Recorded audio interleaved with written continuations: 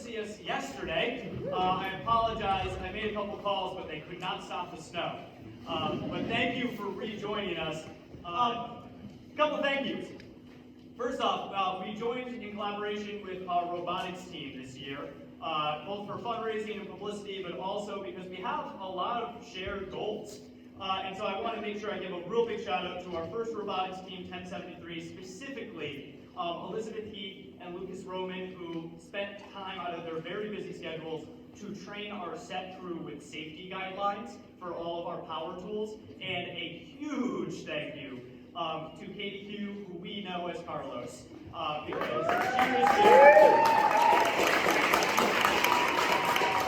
Carlos is here every Tuesday from 2:30 to 4:30 and then some, supervising our set crew, helping them learn not just how to build, but how to work as a team and build the awesome set we have for you today. This play, one of its struggles is it's 1919 to about 1946, and it spans about 25 different locations. And so building a set to encompass that is quite difficult. And the crew, led by Carlos, did an awesome job with that. So thank you.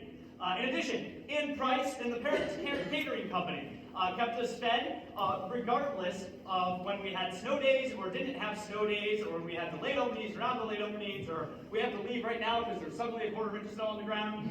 They kept us fed through all of the chaos this week. So Ann and all of the moms and dads who helped out with that, thank you very much from the kids' stomachs and hearts. Our custodial team, especially Jeff. Jeff, hi bud. Thank you.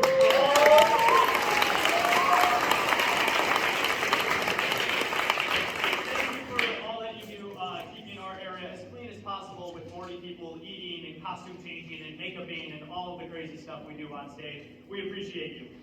Dylan Silcox and Alex Mahar, former theater students who have been helping out with this production. Dylan is our current Tech Club advisor, and in the span of just 3 months, Dylan has increased our Tech Club membership with the help of robotics from 3 people to about 16, and his training with them has been significant. In fact, today, in tonight's show, you have 5 brand new technicians working backstage, whether they're on Spotlight, or if they're on projectors like Ivy Rockwell, at the light board with Justin, the sound with Alex, or backstage helping our stage managers. Audra Saunders is our costume designer this year. She's one of our visual art teachers here at HP, and she is amazing. Talk about ability to repurpose. These are all, you'll see the costumes, they're awesome. My favorite is Charlie, she looks like my uncle, I love it.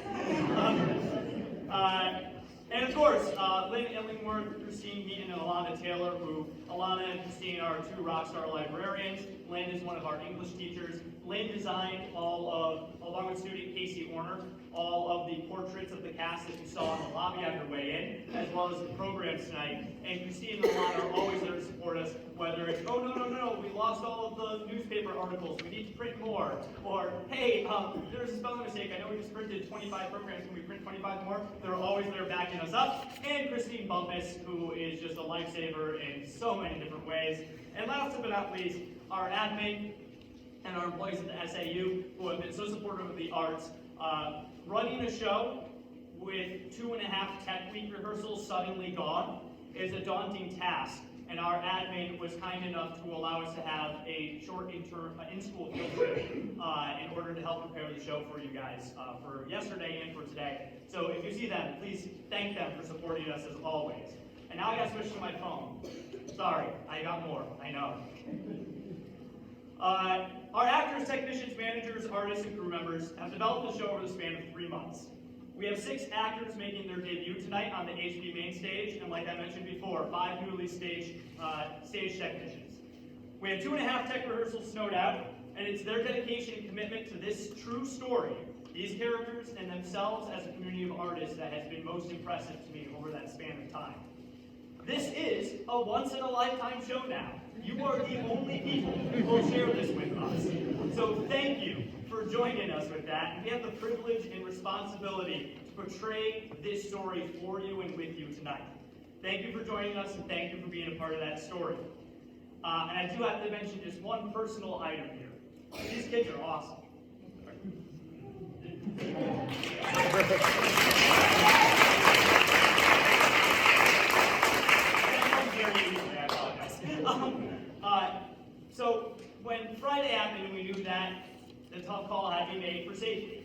that we could not have a show. These kids did everything in their power to try to make another show possible.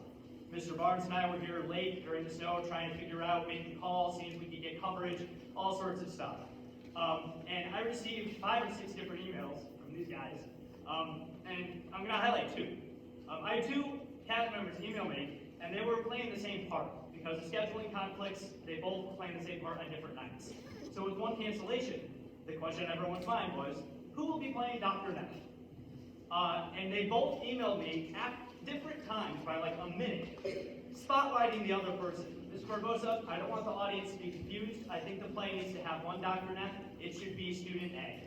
Next letter. Mr. Barbosa, I think the audience will be confused. I told them that you guys are smarter than that, but they didn't want to listen to me. I really think there should be one Dr. Neff. I think there should be student B. So, in the spirit of the kindness and community that I shared with this cast, tonight, during Act 1, Dr. Neff will be played by Alex Shutt. During Act 2, the same character, Dr. Neff, will be played by Joshua I.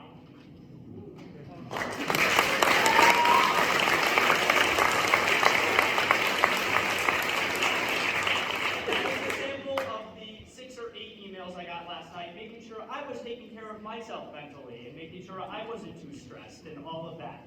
This group of kids is awesome. That comes from Holmes. Thank you, Holmes, for helping with that. I'm going to stop blabbering before I start crying again. Welcome to Radium Girls. It's a once-in-a-lifetime show. Please enjoy.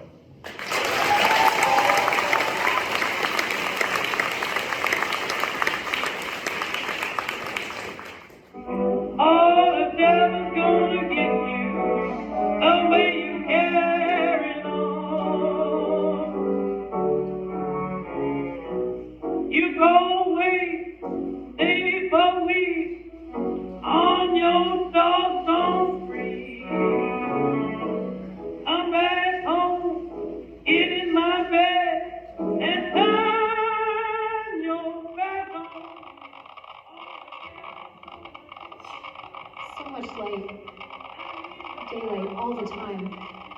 And on sunny days, you almost felt like you were outside. That surprised you, Grace? Well, I was 15. I was working in this factory. It was supposed to be dark and dirty. Then why go to work there? Well, it was time I started to pay my own way. Pay your own way? What about school? Oh, I didn't miss it much. The girls there were all so nice, and work wasn't hard. It wasn't factory work, really. It's more like art, painting those tiles. We were artists.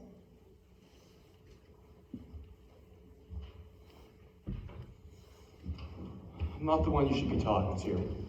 Von Shashaki, he's the one you should be talking to. Now, Arthur, you know he won't talk to us. It was his process. Tell me about the process, Arthur. You used a powder. We used a powder. The girls mixed it with an adhesive to make the paints. That business with the brushes, I didn't invent that. They were doing that when I started there. But you knew about it. We all knew about it. We just didn't realize what it meant.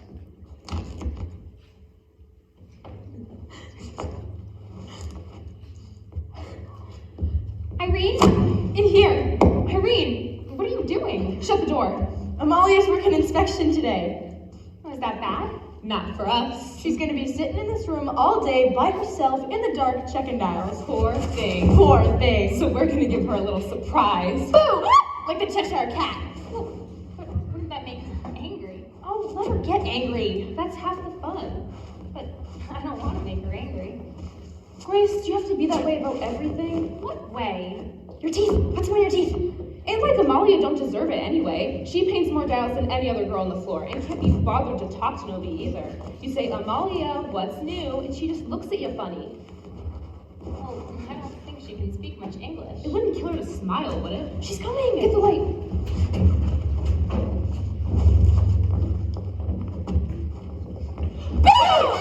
Jesus, Mary, and Joseph! Oops, Miss McNeil. Hang your faces! What have you got off your mind? It was just a joke. It's just a joke. A joke like that can lose a girl her jaw. No, Mrs. McGill, I'm sure that's not necessary. I don't tolerate no foolishness, Doctor. Yeah, foolishness we don't want. Doing is to either. This is the inspection room. All the dolls come here that are painted. And here are some of the girls who should be on the floor working. And I was just telling Mr. Reader what a fine bunch of girls we have here. I'm sure now he thinks I'm halfway out of my mind. Mr. Reader, perhaps you have a few words for the girls? Mrs. McNeil?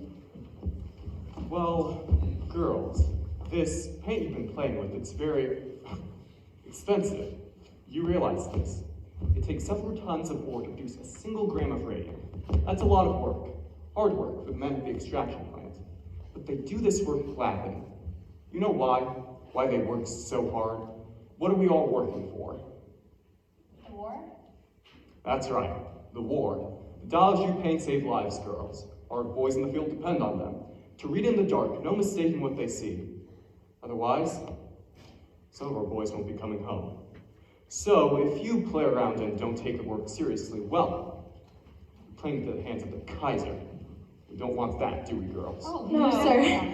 So, let's get back to work and leave the tomfoolery to home. Mr. Reader, I just wanted to say I'm so sorry. I won't do nothing like that ever again. Well, dear, just keep this in mind. If you do right by us, we'll do right by you.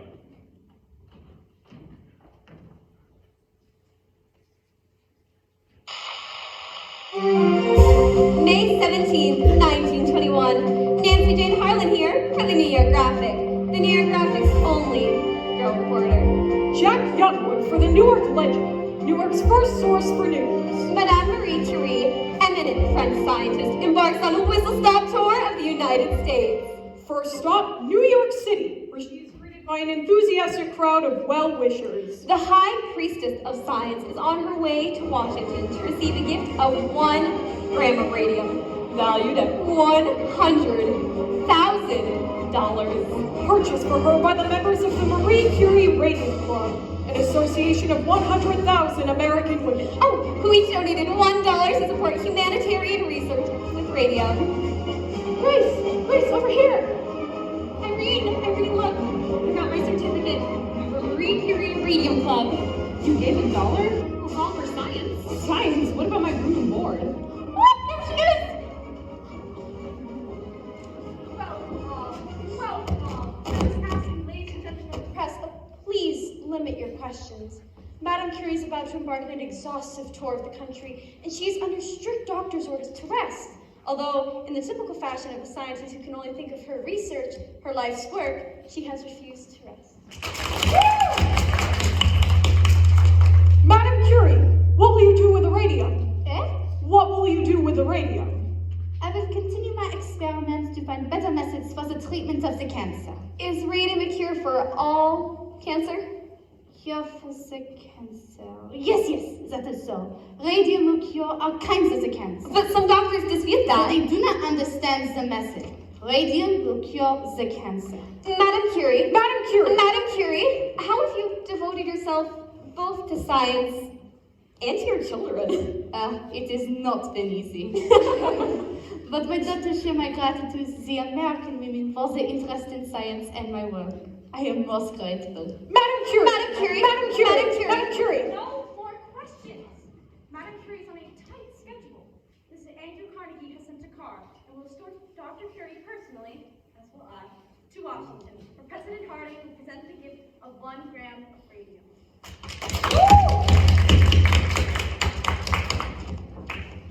See that, Charlie?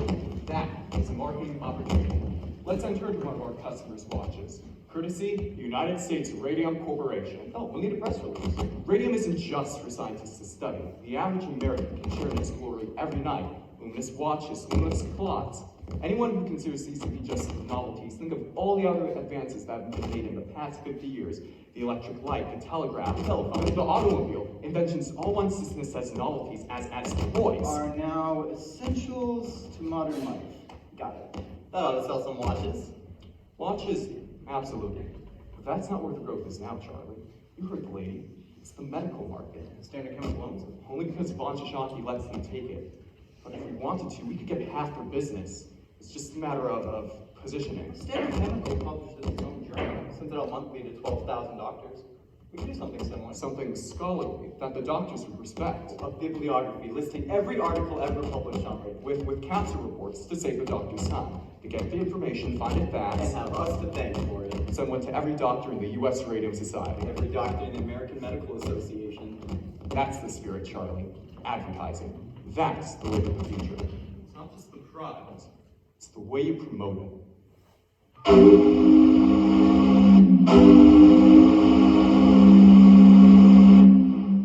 You should have seen it, Grace. The church was filled with flowers. Lilies, carnations, and orchids. You know how Amalia loved orchids. they weren't orchids. They were orchids, Irene. Flags. Orchids, purple orchids. I know an orchid when I see one. Oh, and Grace, the smell. What was that smell? It was like Flowers? no, it was like heaven. I was gonna say it was like heaven. Like heaven, Catherine, it was just a funeral. You make it out like it was some Valentino picture. It wasn't just a funeral, it was Amalia's, and it was beautiful. The church looked like the botanical gardens, and the company sent a big spray of flowers too. Carnations. Mums. Yellow carnations. Those were mums. Well, it sounds like a nice service anyhow. Girls, Joyce was already gone. Now then, I received new instructions this day. We're going back to the old way of pointing the brushes. We were losing too much paint to the cloth. But, yes, Grace, something you'd like to say? Well, Dr. Shaki said not to do that. He said it's unsanitary. Unsanitary? I can hardly believe you'd say such a thing. We've done it as long as I've been here. You must have misunderstood him. Oh, yes, ma'am. And you're not to get new brushes until you've done with the old. And they got to be so bad that you can't get a point no more. You can't make a quota like that. Then you'll do your best then, since I have my instructions. I need a new brush. It's not for us to be asking questions, is it? It's for us to do the work. I have my instructions, girls. I have my instructions. Here's an instruction for you, McNeil. Let some of that starch out of your corset. Was she at the service? McNeil, are you kidding me? You think she crossed the street for her own mother? Most everybody else was, though. You was about the only girl from the floor who wasn't there. Well, I wanted to be, but I had to help Ma watch the little ones. You could have brought them. All 7? If it was me, I'd try to be there. Just lay off. Grace feels bad as it is. Were many of the fellas there? Oh yeah, lots of the fellas from downstairs. Mr. Roth from the front office, Dr. Shaki, and Mr. Reeder. And he left early. So, he was there all the same. Oh, and Grace, you know that fellow from Crystallizing? What's his name? The one with the freckles? George? Jerry. I think it's George. No, it's Jerry. Jerry Mallon. He was the one who was always talking to Amalia in the day room. Yes, that's it. When the service was over, he goes over to the coffin and he goes like this, he goes. No. Yes. Really? Really? For pity's sake. Well, he did. Nobody would believe it. So what if he did? So what? He was in love. That's so what. Don't you think so, Grace? Well, I guess he had to be. If he did that. And can you imagine if he loved her, never told her, never could bring himself to say, because she was so beautiful and he was so shy. And now it's too late. It's too late. Their love is forever thwarted. He didn't tell her and he'll never get a chance to ever again. Poor Amalia. Poor Amalia! Poor kid. Her family took it awful bad too. Albina, Quinta, every one of them crying. Even her father just bawling like a baby. And you know why, too. Because their daughter had died. What she died from? Irene, don't go spreading stories. It's not a story. Albina told us. No reason Grace shouldn't know. No what? Amalia? Ain't it awful? Albina said her father's fit to be tied too. 6 girls at home and ain't none of them going to a dance ever again. All because Amalia Upton died from syphilis. I can't help if that's what she died from. Well, you don't know that for sure. It was on the death certificate. Anemia and complications from syphilis. Maybe the doctors got it wrong. Come on. Really, doctors are wrong sometimes. That's true. The doctor was wrong about Aunt Ivy. What's Mama got to do with it? Don't you remember? Up to the day she died, the doctor said Aunt Ivy would be fine. Drink a cup of tea and get a good night's rest. And the next day we knew we were taking her to Rosedale Cemetery. Girls, your attention, please. The gentlemen have an announcement to make. Thank you, Mrs. McNeil. Girls, we're going to put a few rumors to rest. And to explain some changes, yeah? Yes. As some of you may have heard by now, Dr. Shaki is stepping down. And he wanted to take this opportunity To make with goodbye. And Mr. Reader has kindly consented. Some of you I've known since you were little girls, coming here during the war, working so hard day after day at the bench, 200, 300, some of you 500,000 a day. So excited to be part of our work here. When this company I started in my own kitchen mixing up the paint, I knew I'd found something miraculous to make life better, easier. Now what do I read? But more and more uses there are for the radium. What I dreamed possible. Oh, thank you, Doctor. Yes, thank you, Doctor. Anyway, girls, the doctor is a busy man and must be on his way. So, let's wish him the best of luck in his new business ventures.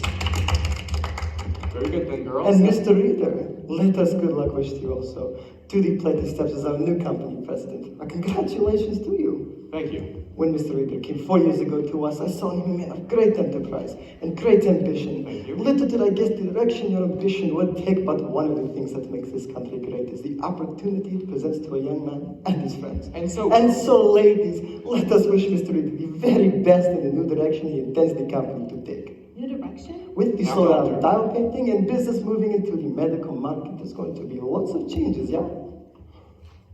what the doctor is referring to, some of our larger customers are setting up their own dial painting Which studios. means less work for our girls here. In the short run, things may be slower here. However, the Waterbury Clock Company in Connecticut will need help setting up its new dial painting studio. We were intending to make an announcement next week. We'll make it now. Mrs. McNeil, Oh, well, we'll be asking some of you girls to go on up there. the work is supervisory in nature, which means more pay. You have some girls in mind? Oh, yes. Louise Conlon was one, and Sarah Deutsch, Lena McCarthy, and Catherine Shaw. I have the entire list downstairs. Shall I post it today? Fine. There you have it, girls. As we're all on the clock, I'll leave you to your work. Thank you, ladies. My best wishes to you. Let's back to work with you girls. You gonna do it? You gonna take the job, Catherine? Oh, would you, Grace? Would you go to Connecticut? I don't know, that's awful far from home. Tommy would have a fit. Oh, come on. It'd be fun. Won't it be fun, Irene? Irene? Oh, honey, you all right? No, why wouldn't it be all right? Your mouth, it's bleeding. What?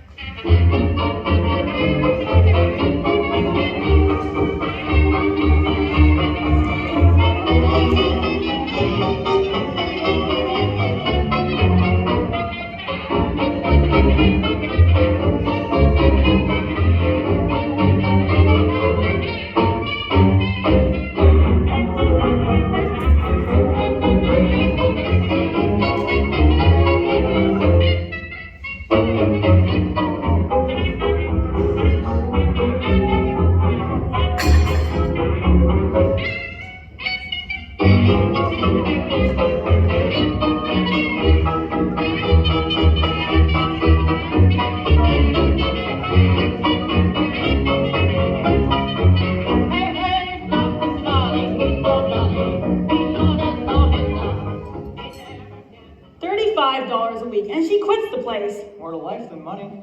That's what you say when you're young, Tom. But you and Grace gotta be my age, with the house full of your kids underfoot. You'll thank God for every penny you put by. We got money put by. How much? Enough to get married on. Don't take much to get married on. Do you have enough to stay married on? You let us get married and then we'll find out. You still eating, Tommy? It's good. Get back.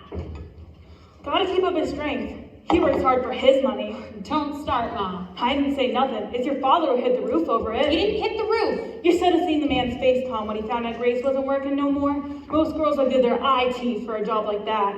Good money, easy work, nice looking fellas around the plant. You didn't tell me about them, Grace. Wasn't many of them hardly worth the mention. And she leaves it all behind for reasons unknown. I'm tired of it up there, she says. Are you tired of the paycheck, I says. Who needs a paycheck, she says. I got me a boyfriend to take me out Saturdays. She said that? Oh, you know I didn't. And for your information, I got myself a job. I started the bank on Monday. Oh yeah, the bank. And what's it pay? Enough. Enough. Always enough. You know what that means, Tom? It don't come close to what it pay up at the Radium plant. It's office work. Office work? I guess that means we spending more money on clothes then.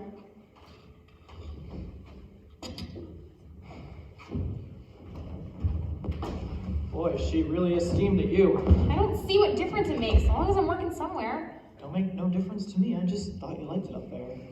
I did. I worked there 4 years. So, I've been delivering mail for 8 years, and I hope to keep delivering mail for another 20 or 30 years. If I'm lucky. Nothing like a good work and steady pension to help you sleep at night. I don't have a pension and I sleep just fine. I'm sure you do. So why'd you quit, Grace? Well, lots of girls are quitting. Work is slow. Besides, since I re-left, it's just not as much fun. Wouldn't you rather have a girlfriend who works at a bank? Not as much as I'd like to have a wife who don't work anywhere. Close your eyes. I got a surprise for you. Yeah? You want me to pull the shades? Not that kind of surprise. Close your eyes.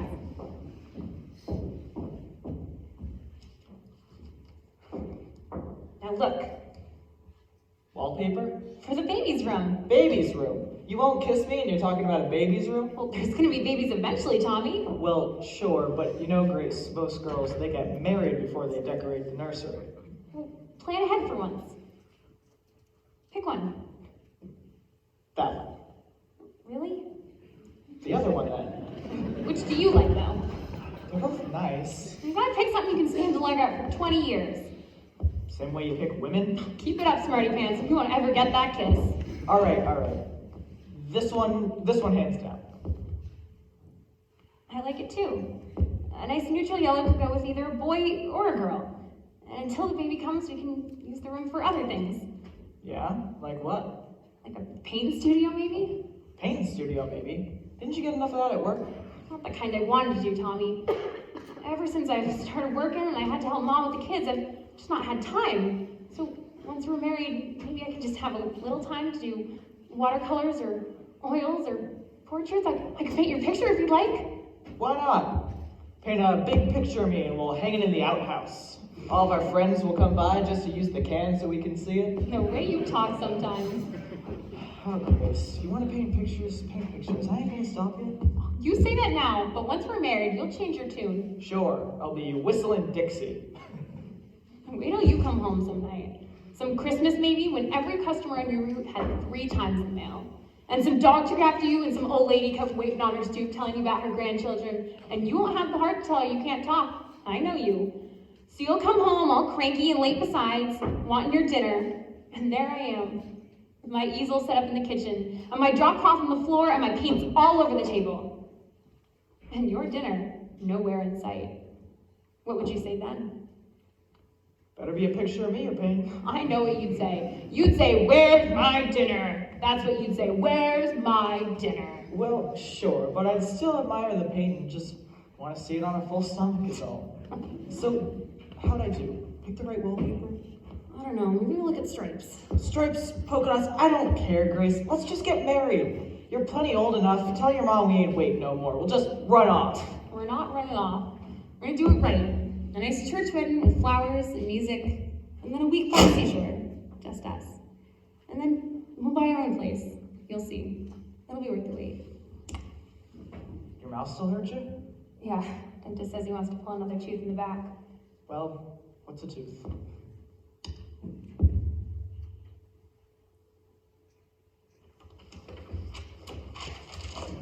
Hazel Cooser. Any connection to the others? Only by virtue of employment. Except she's got a good lawyer. Knows how to write a good letter anyway, that lawyer. And she no longer works here? Left 6 months ago. This makes 4 now. 3. 4 if you count the Majid girl. I wouldn't include her. She worked here. Well, she also worked other places, and when she died from, couldn't pick up here, at least. I don't think you can. It's not funny, Charlie. Besides, it's just idle talk. Well, in my experience, there's usually something to idle talk when it comes to girls like that. From a large family, wasn't she? Oh, Italians, the conditions they live in. 10, 12 people in 3 rooms. It's a wonder they don't all die from one infection or another.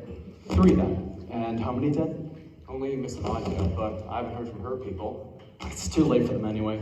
The statute of limitations is 2 years, and from the sound of that letter, I don't think she has long to live. And all the time I've been here, no one has so much as slipped on the floor, and now this? Now, we're talking about 4 girls out of how many hundreds that we've employed? 600, 700 over the And years. some of them were sick when they got here. One girl you hired was a complete cripple. Couldn't even climb the stairs. Her father carried her up to the studio every It morning. didn't make any difference to me how she got up those stairs. She was a fast worker and a very sweet little girl. She was in poor health. She needed the work. Arthur, Charlie, Not just for the money. Feel productive. Have a purpose. That's what work does, Charlie. It gives us purpose. I don't see any reason why I should stop hiring girls like that. If they get sick and try to blame us for it, you might want to consider that policy. Let's see what Dr. Drinker has to say. Dr. Drinker? Some professor at the Harvard School of Industrial Hygiene. He chairs the department. He's agreed to take a look at our operations. Don't you think we're jumping the gun if we hear hiring him? We've had 6 girls quit this week, and Mrs. McNeil tells me there could be more. Girls come and go all the time. Not like this. These girls are terrified. We've got to do something to calm them. Letting Drinker examine them? That sounds to me like a recipe for mass hysteria. We'll tell them it's a routine physical. Edward? Companies give physicals all the time. Then Drinker will start next month. In the meantime, I recommend we make an offer to Miss Kusser. Settle? There's no proof her problems are connected to us. If she sues, believe me, you will not like the publicity it brings, and neither will your investors. You think this will affect the stock offering? Don't you? Wonderful. We'll open at 30 and close at 10. Or not open at all. But if we give this girl something, that will keep her quiet? It would be a condition of the settlement. Maybe we better do it.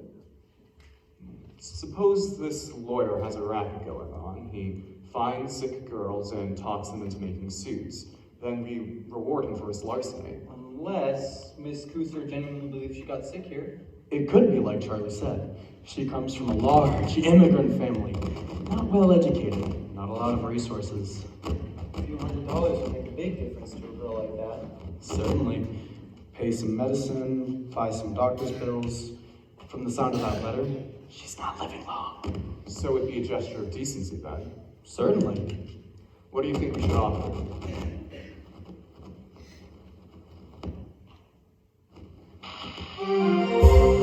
March 24th, 1924. Jack Youngwood reporting for the Newark Ledger. Nancy Jane Harlan for the New York Graphic. The New York Graphic's only girl reporter. Could radium water pose a cure for crippling arthritis? Scientific studies suggest a connection. Dateline, Orange, New Jersey.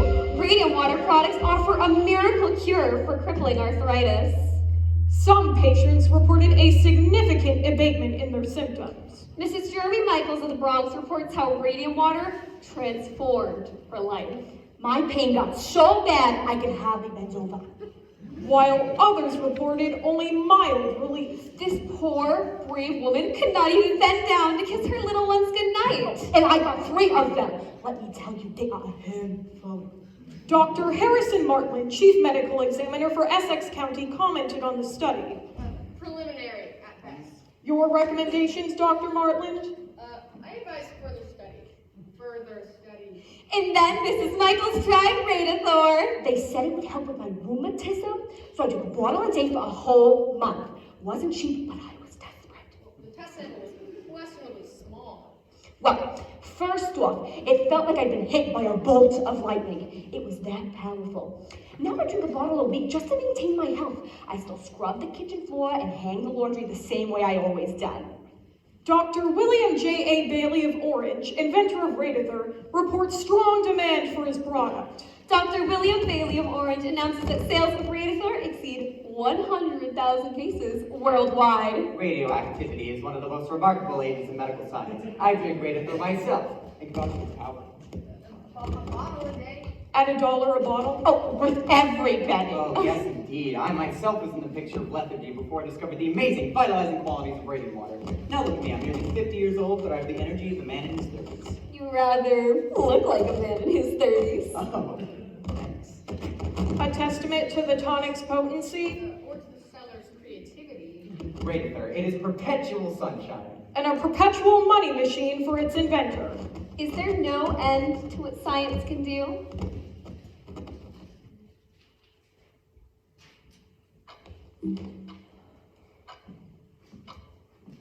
Maybe we should make an appointment. Don't need no appointment. Well, if you don't have one, maybe we should make one. I shouldn't need no appointment for this. Sorry, I don't find anything in the shop. No, it's under Rudolph. Rudolph? The girl I'm asking about, Irene Rudolph. Did she file the complaint? No, the dentist did. The dentist? Dr. Neff, Irene's dentist. He said she might have phossy jaw and he was going to file a complaint to the health department about it, and since I asked him, he hasn't heard nothing for 6 months now. Phossy jaw, you say? Yes! Catherine, maybe it was like the doctor said. Blood infection. Yeah, maybe, but what was it from? From dirt. You get infections from dirt. From dirt? Her face puffed up like a pumpkin. Her jaw rotted so bad she couldn't eat nothing. You think you get something like that from a little dirt? You get it from phosphorus. They're telling everybody it's radium in that paint, but it's really phosphorus that makes it glow. Oh, honestly, Catherine, you can't really believe that. You saw her, Grace. Catherine, if it were like you say, they'd never let you work up there in the first place. Sure, they'd shut the place down. Shut it down? Who? Who's gonna shut it down? I don't know, the county? Honestly, Grace, you're such a ninny. Hey! How are they gonna shut it down if they don't even know about it? Ever think of that? Now come on. Tommy, it's okay. She's just upset. Upset? She's gone around to the bend. She probably thinks they're dumping arsenic in the drinking water. Next they'll be kidnapping babies and using them to stoke the furnace. Go on and laugh. You will be laughing so hard when it's you coming in here 6 months from now asking after Grace. It's just a toothache. Yeah? Just a toothache. That's how it started for Irene. You'll wake up one morning, your gum's hurting so bad you won't be able to open your mouth. So weak and sick, you won't be able to stand up. Stop it, Catherine. The pain's so bad you won't be able to sleep. And your face so swollen you won't be able to stand the sight of yourself. I said, stop it. Grace is fine, right, Gracie? In Rudolph? Yes. She worked at the Radium plant? Yes, ma'am. Nothing. The company is in full compliance with all state health and labor regulations. They ordered an analysis of the paint. Let me see this. Miss, really? Who's Miss Young? That's the health officer. Miss! Paint is a harmless compound of radium and zinc. As I was saying, the analysis shows there's no phosphorus in the paint. There's no phosphorus anywhere in the plant. There, you see, Catherine? Miss Young toured the plant herself and she found nothing amiss. I'm sorry. Well, I guess we can go get some lunch then. I want to file another complaint. They already did an investigation. I want to file another complaint! We're also busy here. I want to file another complaint. I just don't see what good it's gonna do to make a fuss like this, Catherine. Grace, 3 surgeries and they wanted to cut her again. She knew. Her jaw had rotted so bad, the smell was terrible. And the worst of it is, Irene was so afraid of being alone, but I left her alone. When she died, it was in the middle of the night and nobody was with her.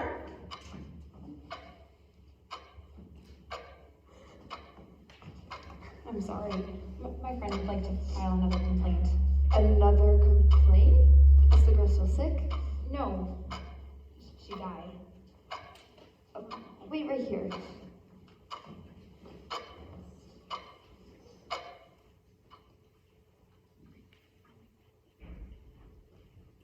Harriet, come down from that tree at once. I'm waiting for Papa. Fine. When he gets here, I'll send him up after you. There he is, Papa. Harriet! Harriet, come down from there. Papa, I can see clear to the church. Can you? Do you see your grandfather? Think this is funny? She's enjoying herself. Harriet! Tell you what, if she has no one to shout to, she won't shout. They can hear her all over the neighborhood. Can they? When she comes down from there, I want you to speak with her. She's 9 years old, Diane. I'm trying to raise a daughter, not a son. Time is on your side. Another year or two, she'll lose all interest in trees. And develop a fascination with boys. And that's supposed to scare me? When that day comes, you'll be frantic because she'll no longer want to climb trees. What's this? Something to give you vitality. You think I need vitality? That's what it says on the bottle. Is it pure? We're his supplier. Want to try it? They'll give me vitality. How can I refuse?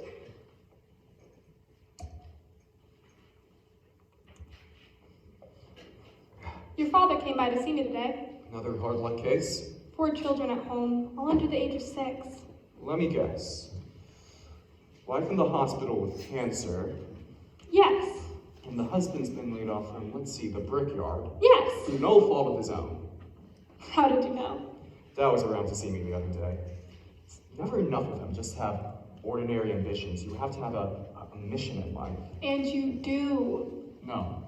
I have a business plan. You can't tell me you wouldn't help this man if you could. If I could, but I can't give him a job that doesn't exist. What about Dan Lehman? Dan? Maybe he could use some help. In the laboratory? Dan needs trained technicians, not a bricklayer. Why don't you send him to Mrs. Middleton? Don't you women have a social club for that sort of thing? You mean the Women's Club Civic Committee? Right.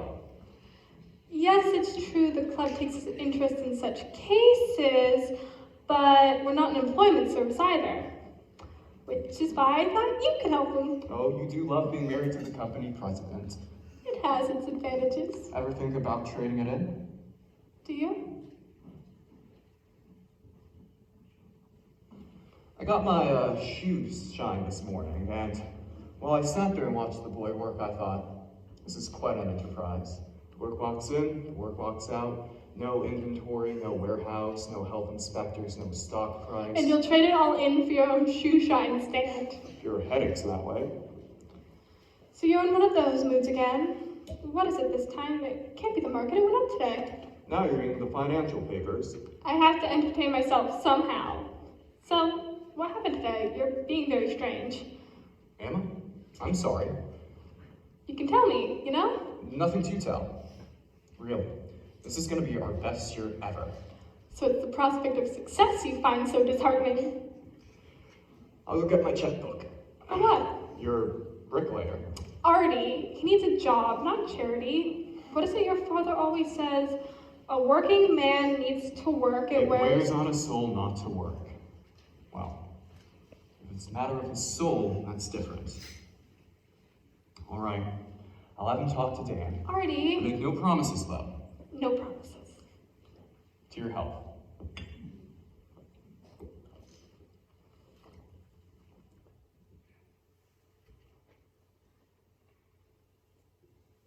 How long have you had this drainage?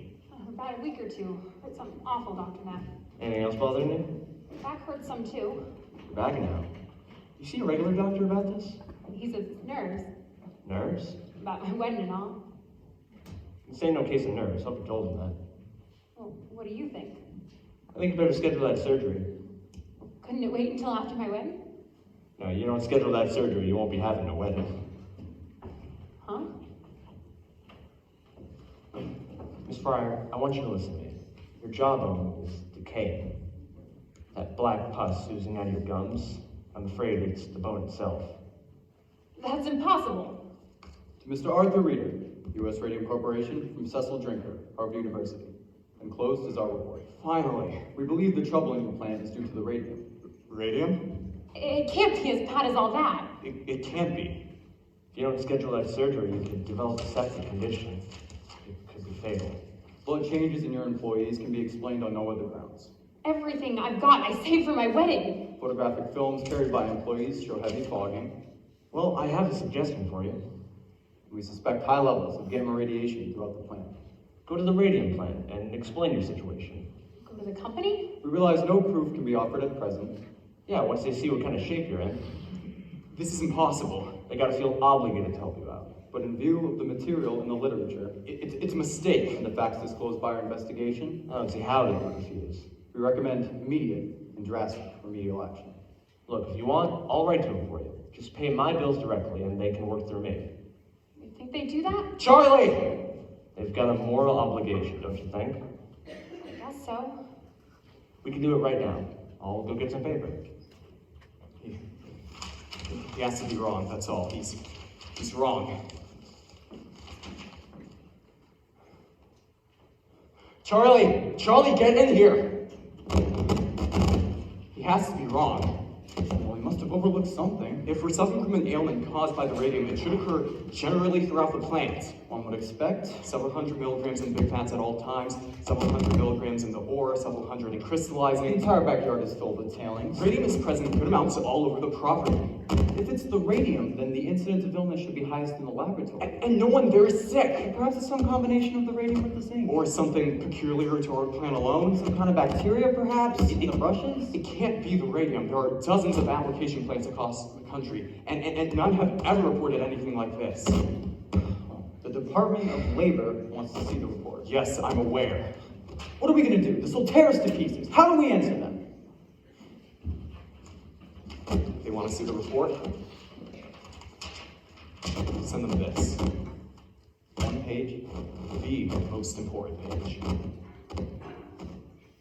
Drinker will never stand for this. Drinker works for us. This is a proprietary report. What we do with it is our business. But the Department of Labor are... Time, Charlie. We just need a little time. Ligatures down for this! Scientists! Government men! They have no idea what it takes to run a business. Von Shishaki thought advertising was a dirty word. He laughed at the very idea of promotion. I can't tell you how many times I walked into that man's office and turned a deaf ear to everything I told him. But Charlie, we showed him. Look at us. We are the single largest supplier of radium in the world. The largest in the world. You know what it took for us to get here? Do you think I'm just going to stand idly by and watch our good name be dragged through the mud? Trust me, Charlie.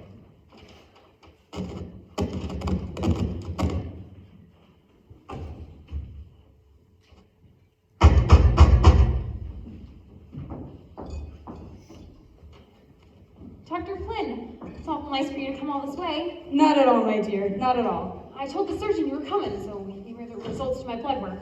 Excellent. So? I must say, Miss Fryer, your blood looks better than mine. It does? That's what happens to an old man who smokes. Now, tell me what else has been troubling you. Oh, my feet and back mostly. I've had to wear a brace for a while. So I see. And this started before you left the company or after? After I left. Dr. Neff says this all has to do with the radium. I know another girl who died from it. Irene Rudolph? Ah, yes. Terrible thing. Vincent's angina. What's that? It's an ulcerated condition of the mouth, my dear. From the radium? Oh, no. It's an unfortunate and rare result of poor dental care. So let this be a lesson to you. Always brush your teeth. I think I read something about that in the papers, about another girl who was taken to the hospital in New York, and doctors don't know what to do, what's wrong exactly. Miss Fryer, don't tell me you pay any attention to the papers. Those stories are not scientific. But reporters are not scientific. They don't follow scientific methods. They write to sell, not to educate. The scientist is not concerned with what sells. He's concerned with the truth. He undertakes years of painstaking study to arrive at an understanding of intricate natural processes that most people can never presume to comprehend. So you would do well to listen to the science and ignore the nonsense that is printed in those papers.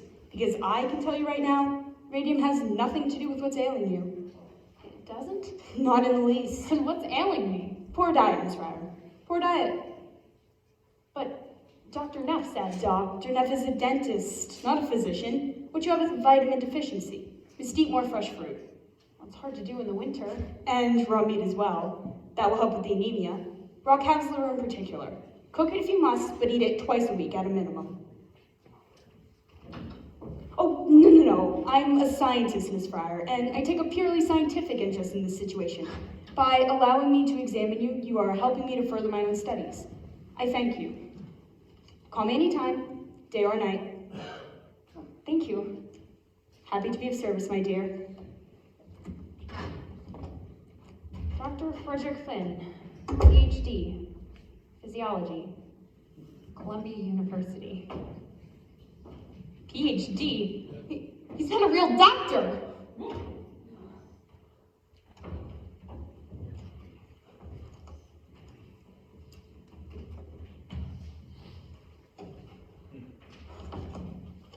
My findings, Mr. Reader? He's seen half a dozen girls who used to work for the plant. Word I hear, he's working for the company. An objective evaluation, I trust? The source of my funding has no bearing on my research. I'd let that fella examine me. I never examined her per se. It was not a medical examination per se. Nevertheless, you were able to offer her some useful advice. I did my best for her. Every girl he sees is the same thing. Nothing wrong with you. My blood is better than mine, he says. And how are you doing on the rest of the report? The animal studies I conducted revealed no adverse effects from the radium. The problem, as you suspected, is one of personal hygiene only. Can't believe somebody would straight up lie to you like that. Nothing surprises me. It's just like you said. People are willing to say anything. They'll do anything. Except the right thing. Well, we're gonna make him, Catherine. We're We're gonna make sure someone hears about this. I'm most grateful, Dr. Flynn. However, I'm particularly grateful to hear that the young lady you examined is doing so much better. I didn't examine her, no. I merely consulted with her. All the same, she's doing much better, isn't that so? From what I could see, Mr. Reader, she appears to be on the road to recovery. Excellent. And here is a statement of my fees and expenses. Mr. Lee will draw you a check. Go home and tell your father that we're married just like regular people do. But after what she did, as father what he did, when both of them pleaded that love was all they needed. Go home and tell your mother that her beautiful child is gonna belong to me.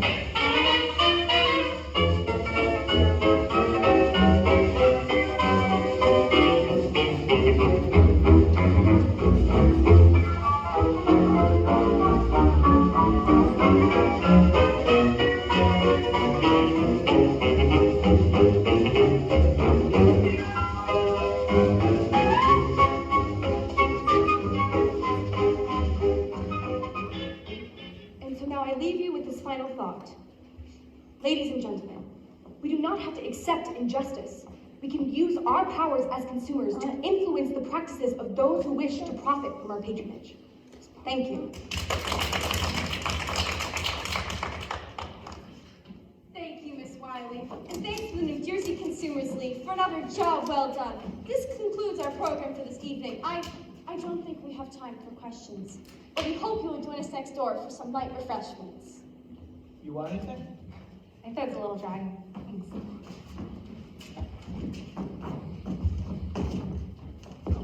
Oh, jeez. Can I help you, Miss? I'm here to see Miss Wiley. Yes, please. No, ma'am, but Are you a Miss... guest, remember? No, but Miss Wiley... I'm sure Miss Wiley would be happy to see you on the regular. I'm not leaving until I see Miss Wiley. It's all right, Mrs. Middleton. It's fine. You must be Miss Fryer. Yes, ma'am. Ms. Young at the health department said I should come see you. I know I should have stopped by during your office hours, but I've just missed so much work I will lately try and not to sing, but I really want to. No need to apologize. I've been meaning to call on you myself. Please sit down. Me and Catherine, we wrote to the company about our troubles, but we never heard nothing. So we went to talk to a couple of lawyers, and they said they couldn't do nothing because it had been so long since we left the radium plant. Something about how the law will allow it. The statute of limitations. Right. And one lawyer said he would try and sue anyhow, only wants $1,000 up front, and I already spent everything I saved on weddings and doctors and dentists and hospitals, and I don't know what's wrong exactly, and Tom, that's my fella, he said he don't care, he wants to get married anyhow, and I just think, what good would I do him like this, Miss Wiley? If I could just get some compensation and settle my debts, then maybe I wouldn't feel like I was straddling him with such a burden. Oh, I'm sorry to rattle on about these things, I'm just so tired of being pushed around. I don't blame you. So, will you help us? Tell me, Miss Fryer, just how far are you willing to go with this? Ma'am? Suppose I do find you a lawyer, someone willing to take it on a contingency. You wouldn't have to pay unless you want. Would you be willing to sue? Well, I want my compensation. Of course you do. Now, suppose the company says, here's some money for you, Miss Fryer. Only you're to tell nothing of what you've agreed to. You're to tell no one about how you got sick. Keep quiet, you mean? Yes. Well, that don't seem right. It isn't right, but that's what they'll do. They'll try to buy your silence. Is it for sale, Miss Fryer? No, ma'am, it isn't. Good. So will you help us? I think I can help you if you're willing to take some chances. Chances? Miss Fryer, if you were to put aside your own personal need just for the moment, we could put a stop to that company. We could stop them dead in their tracks. What do we have to do? We start by putting you on page 1. Page 1? You want us to talk to the newspaper? Not just one newspaper. Many, many newspapers. Is that really necessary? We just want Grace to get her compensation. Tommy, let her finish. I understand your concerns, but this company has gone to extremes to protect itself. No, I'm afraid the only way we'll hit them is to hit them where it matters most, their public image. When every newspaper in America tells your story, how you suffered, how you were poorly treated, how the company denied all responsibility. Believe me, Miss Fryer, when that happens, Arthur Reeder will come to the table with his hat in his hands. All right, Miss Wiley. No, I know it's a little frightening. I'm actually more angry than I am scared. Good. You hang on to that anger, Miss Fryer. Only be sure no one else sees it. Ma'am, public sympathy, Miss Fryer. That's our strongest weapon. And the public doesn't have much sympathy for an angry woman. I'm the only girl that I ever did love. I knew she'd never be mine. Little girl.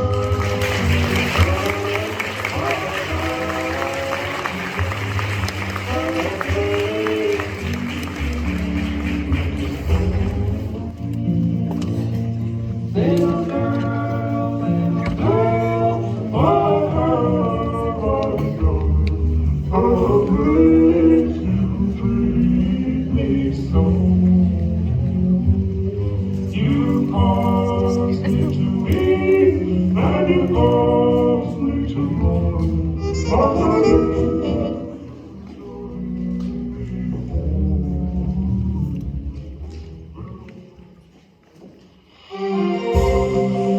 December 4th, 1927. Jack Young reporting for the New York Legend. Nancy Jane Harlan for the New York Graphic. On the strange case of the Radium girls. Who claims that they were poisoned at the hands of their employer. And now seek their day in court. That's the price tag on their suffering. $250,000? Ask me, it's all a sham. What do you mean? Those girls are very sick. Yeah, sick of working, sure. Doctors say the Radium girls have only a year to live. Only 1 year to live and 250 grand to spend. What would you do with that kind of money? What would you do to ease your last suffering days on Earth? What would you do with $250,000? I'd buy a wardrobe like Irene Castle's. I'd donate all of mine to charity. Then I'd travel the world first class with all of my friends. I'd play the stock market.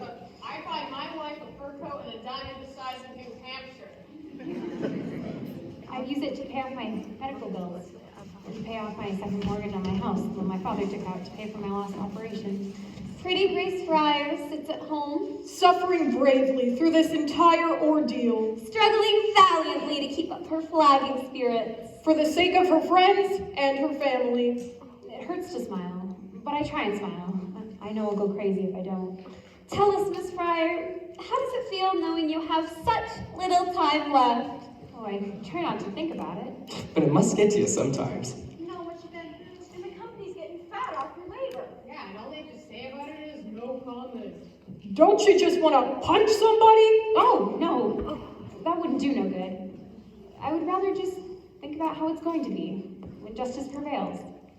Then maybe we could do something nice for the folks. Maybe send them on a trip. They never did have no honeymoon. What a fine example of womanhood. We can only aspire to bear our cross in life as nobly as this brave girl.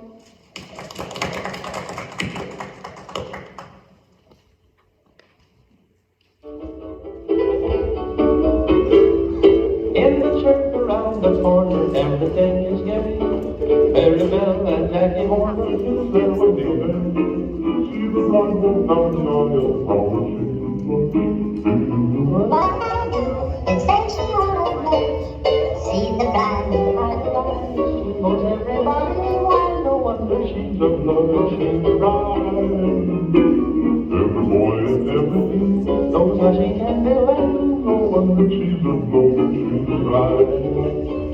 The preacher reads the service while the organ plays. He gets kind of nervous.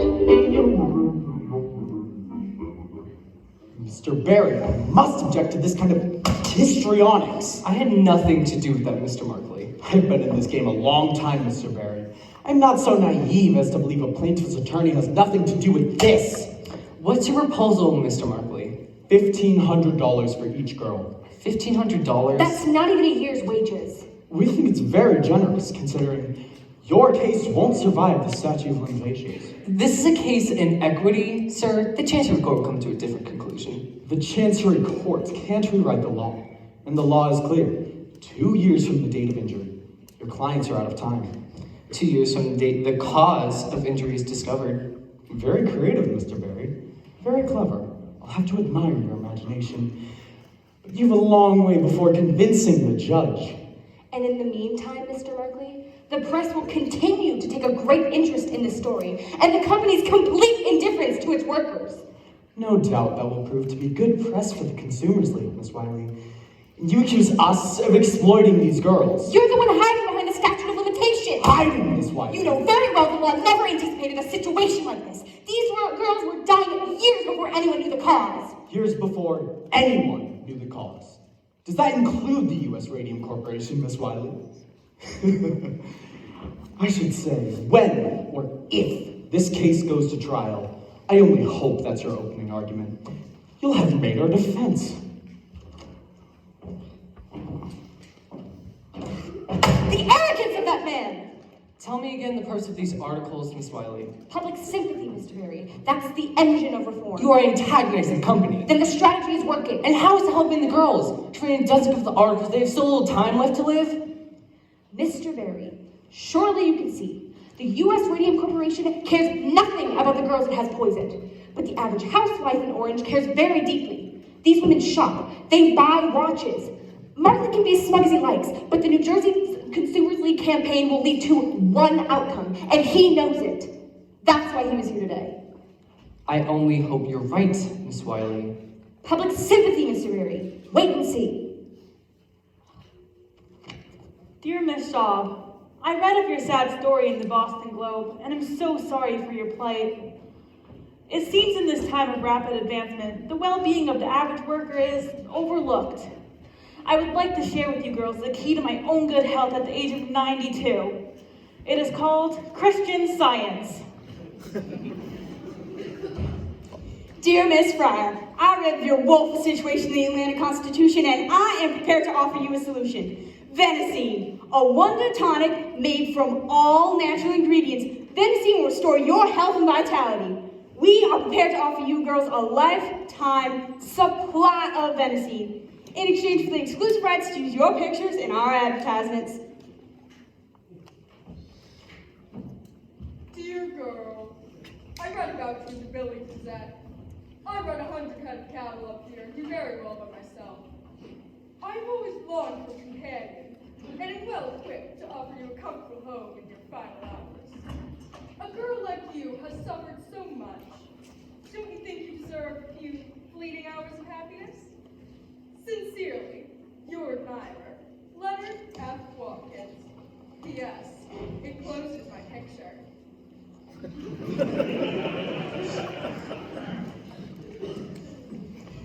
Catherine, this man actually sent a picture. Okay? Bleeding again. Shall I get the nurse? No, I did this before. Just stop. Maybe we should go. Wait, please don't go. Don't you need your rest? Who can sleep? I never sleep. You'll sleep tomorrow. Yeah? Might not wake up. Of course you'll wake up. Not if it don't go so well. Sometimes you don't come out of it so good. My mother's cousin went to the hospital for her appendix and she didn't come home again. Well, you just can't think like that, that's all. Miss Wiley said folks were going to be on our side, and she sure was right. Here's from California. What if we don't win? Well, of course we'll win. But what if we don't? My father will lose his house. We'll be on the street. You'll be on the street too. And your father must owe thousands. And you and Tommy, you won't ever be able to get married. How can you stand it, Grace? How can Tom stand it? I don't ever hear him complain. Catherine, as soon as the judge hears our testimony, they're going to rule for us. Think so? And they see what kind of shape we're in. It'd be awfully hard to ignore, don't you think? Well, that'll be something then, to see the look on Mr. Reader's face when we get on the stand. You want to look at some more letters?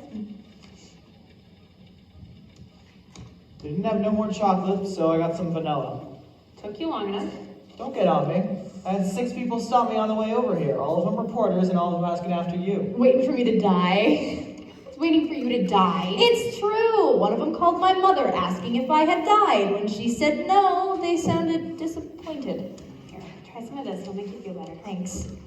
Evening, girls. How's about a picture? For the love of Mike, what are you doing? We need some pictures for the graphics exclusive on the girls. Exclusive? What are you talking about? $5,000, that's what. What do you say, Grace? That sound good to you? Think you can use $5,000? Oh, I don't understand. Perhaps you're familiar with Bernard McFadden? Who, that faith healer? Herbalist, Mr. Kreider, herbalist. Bernard McFadden's patent herbal therapy is just what these girls need to get back on their, feet. And the graphic will pay for it. All we ask is for the exclusive rights to their stories from here on out. See for yourself. So, you're gonna pay us to go see Bernard McFadden? Easy money, huh? Let me see. They're serious, Grace. The graphic always does business on the F&O. I don't know about this. Grace, how much does your father owe in the house? I don't know exactly. And that last hospital bill, that had to be a couple hundred at least. At least. Maybe we should think about this. All we do is talk to this herbalist fella? That's right. We have to get our money's worth. A regular series of features, followed by pictures following the course of your treatment, recovery, or otherwise, depending on how it goes. And then you print whatever you want? Maybe we'll add color. Hey, everybody adds color. It don't sound so bad. Maybe we should talk to Miss Wiley about this. Miss Wiley? What's to her? It wouldn't be right to do something without talking to Miss Wiley first. You're a big girl, Grace. Can't you make your own decisions? Of course I can make my own decisions. You'd take it if it came from the company. The company owes us a lot more than that. If you ever see it. Maybe we should do it. Grace, you're gonna talk to them reporters anyhow. Why not get something off of it? He's right. Really? Because he's right, you know? I mean, why give your story away when people are crazy to read it? Believe me, you girls could cash in big. The day we ran the feature on you, bang! Sold out of every copy at every news station. Everybody can sympathize with the plight of some poor sick girl facing certain death and with no hope of fulfillment in motherhood.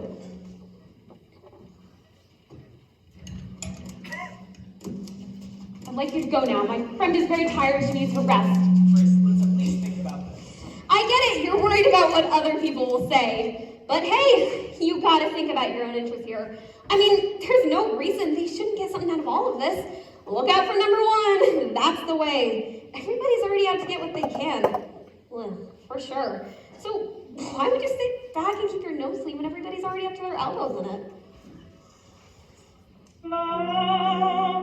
Long lane that has no turning,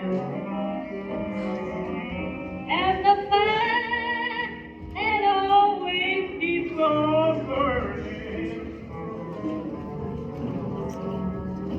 It's the devil there below, it's walking in air, and that's where you are going to go.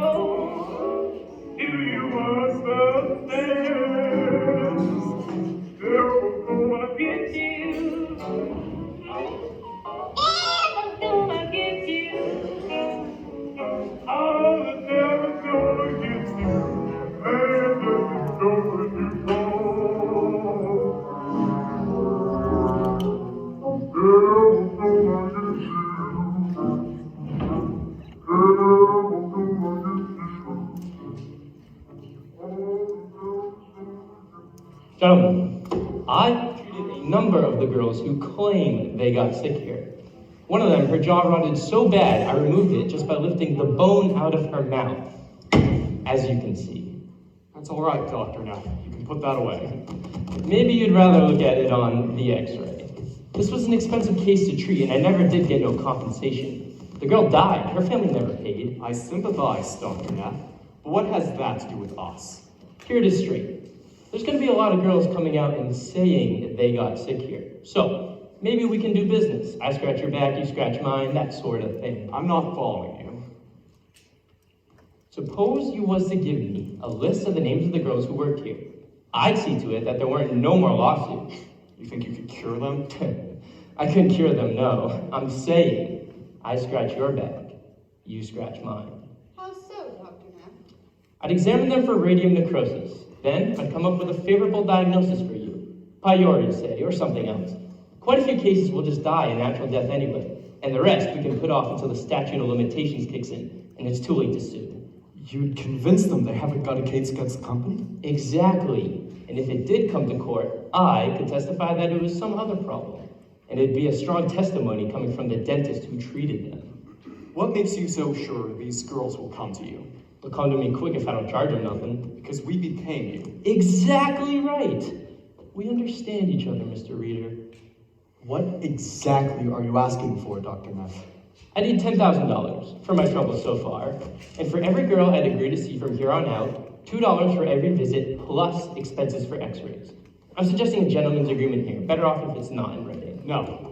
Okay, we'll put it in writing. We'll do nothing of the sort. Your proposal is immoral and will have nothing to do with it. Immoral, you say? You're a fine one to be talking about morals. Mr. Lee? When you got your own hired guns ready to Those testify... were expert witnesses. Expert witnesses? Paid lackeys is more like it, and none of them's got the dirt I got. If you're smart, you'll play ball with me. Believe me, there are plenty of folks interested in the information. You're threatening me. Just a business proposition, Mr. Reed. Just looking out for my interests. Same way you look after yours. Mr. Lee, see Dr. Neff through the door. All right, you don't want to play ball, fine. But believe me, when all this shakes out, it won't be me holding the short end of the stick. Gentlemen, I want you all to make statements of what happened this morning. Send them to the State Dental Society. Then Dr. Neff will see who's playing ball and who isn't. Excellent idea. I don't know. Perhaps we shouldn't be so quick to dismiss Neff's proposal. What do you mean? We're in a very bad situation here, Mr. Reader. That's true. Mr. Lee says you're having trouble getting girls to work here, Yes, and we've lost several contracts because of it. and it's going to get worse. The papers are full of stories about these people. Making them out to be saints. And what defense can we put out? Except to say we'll try our case in court. And in the court of public opinion, we've already lost. Perhaps we should reconsider. I mean, it certainly wouldn't hurt to have testimony from a dentist who actually treated the girls. Neff could be very helpful to us. We should retain him. Retain him as what, an extortionist? As an expert. Like Dr. Flynn. Dr. Flynn is a highly respected professor at Columbia University. Neff is a neighborhood dentist. But Dr. Flynn treated some of the girls. He didn't treat them, he consulted with them. He dispensed medical advice. It wasn't medical advice, it was an expert's opinion, a scientific opinion. How about this? We retain Dr. Neff, but we don't put him on the stand, just to keep him from testifying for the minute. That is the most important. Yes, I agree. That's the most important thing. Would you agree to something like that, Mr. Reader? Mr. Reader. Mr. Reader? Edward, we can't possibly do this. We can't get into bed with a man like Neff. Arthur's right. We don't want to do business with Neff. He could hurt us. We have to take steps. Neff has already given us everything we need. New evidence, gentlemen. This grounds for a postponement.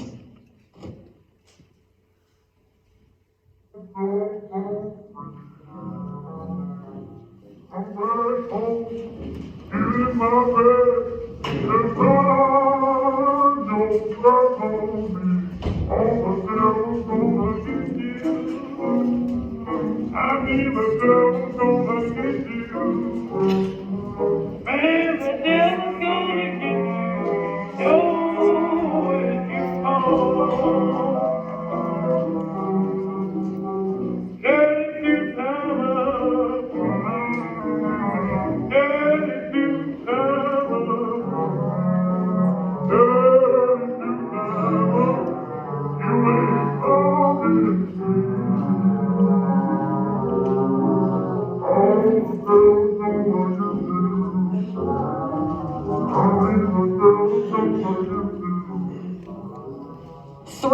months. 3 months to study an X-ray?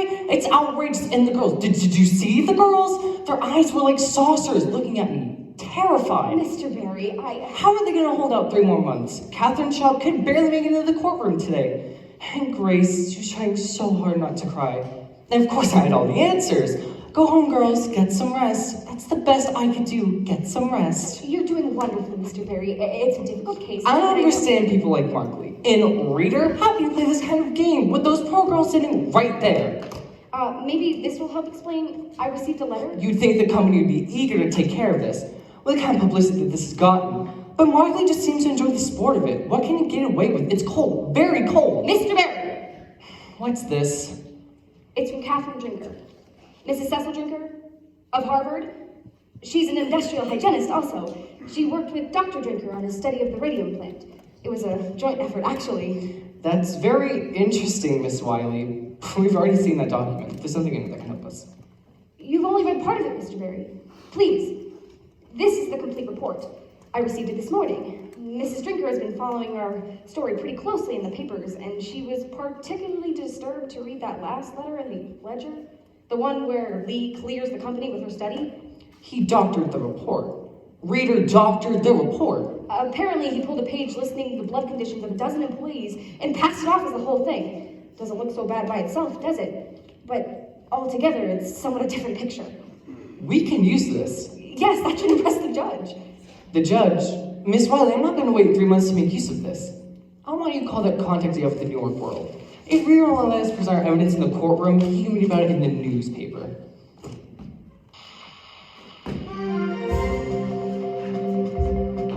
January 12th, 1928. Jack Youngwood reporting for the Newark Ledger. Nancy Jane Harlan for the Graphic. Radium girls go to court today. Radium girls knock at the doors of justice. Will they be heard? These poor, injured girls face pain, disfigurement, ruin, and death. And as the clock ticks down those precious moments, a hearing begins in Chancery Court, where the U.S. Radium Corporation demands a postponement. While plaintiff's attorney Raymond Berry makes a shocking disclosure, showing that the company lied to the Department of Labor, showing that it distorted the results of a Harvard study, concealing the ill effects of its product. Read all about it in the Ledger. Read about it in the Graphic. We care because you care.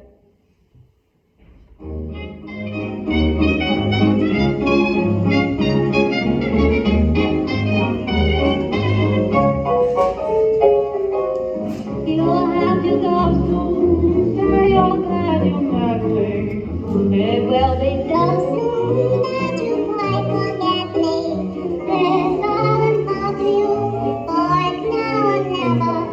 I'd give my heart to you forever.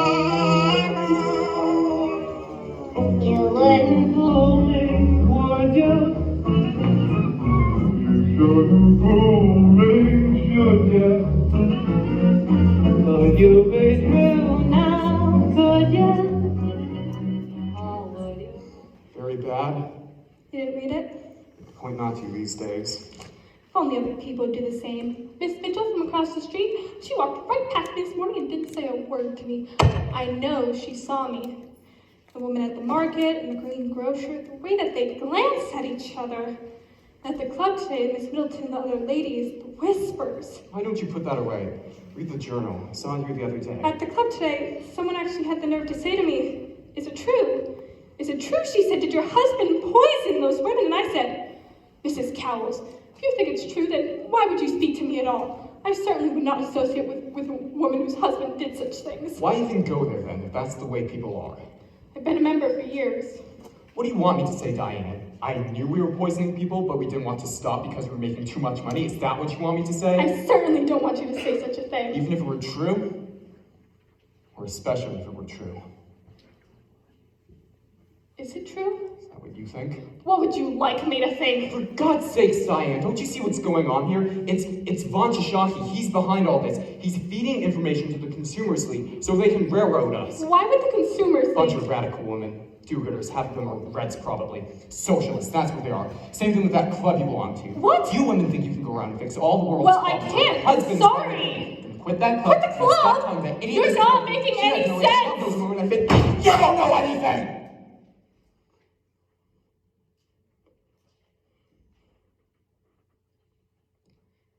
Did you lie to the Department of Labor? What? Did you lie? I didn't lie, I just didn't agree with Drinker's results. Arthur! I have a fiduciary duty to this company. I can't listen to this. Diane, I have documents, I have articles. People with tumors the size of baseballs. Mild radium therapy, the tumor disappears. Diane. I'm tired of going upstairs. We save lives, Diane. We make lives better. Mild radium therapy invigorates. You can't really think I'm alive, Diane, can you? You can't really think I would set out to poison people, can you, Diane? No. Do you think I would ever do anything to hurt you? Or to hurt Harriet? Certainly not. Then? 13 girls have died. People die every day. The newspapers are full of death notices. Young, old, infants, younger than Harriet die every day. But they worked for you. They also worked other places, Diane. I have a report from Columbia University, an expert in industrial hygiene, just like Drinker, who says there's no connection between our plant and these illnesses. Would you like to see the report? And what could the cause be? I don't know, Diane. I really don't know. Done everything I could to find out. No one knows. Please say you believe me. If you don't believe me, then there's no point to anything. Artie.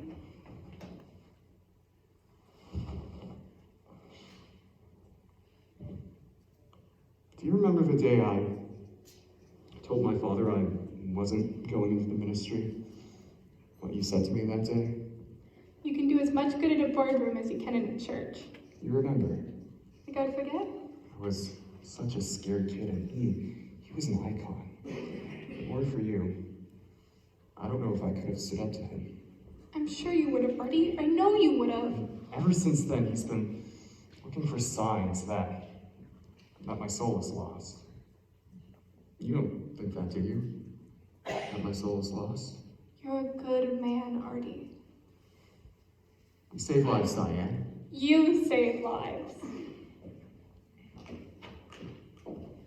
It's all for you.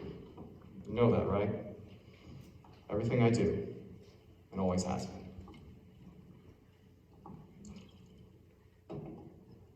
I know.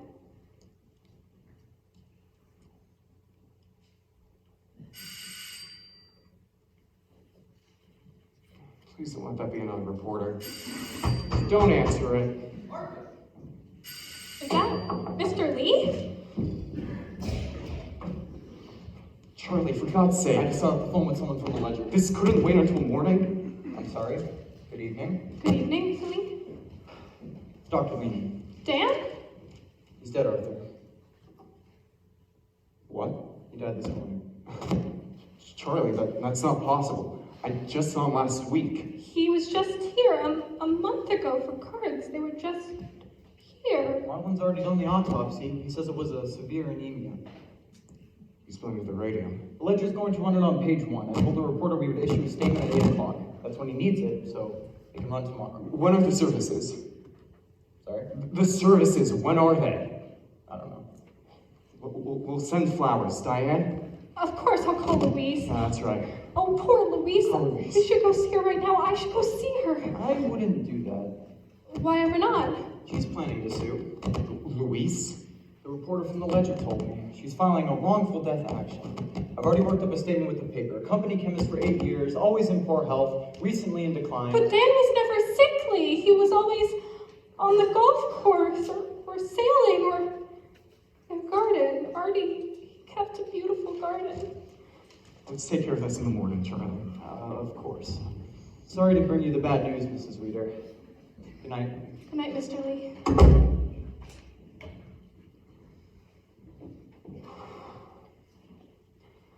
Charlie can be a little excessive at times. You needn't explain, Artie.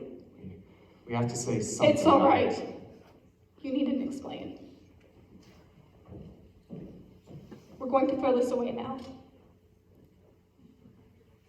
There's a half a case under the sink.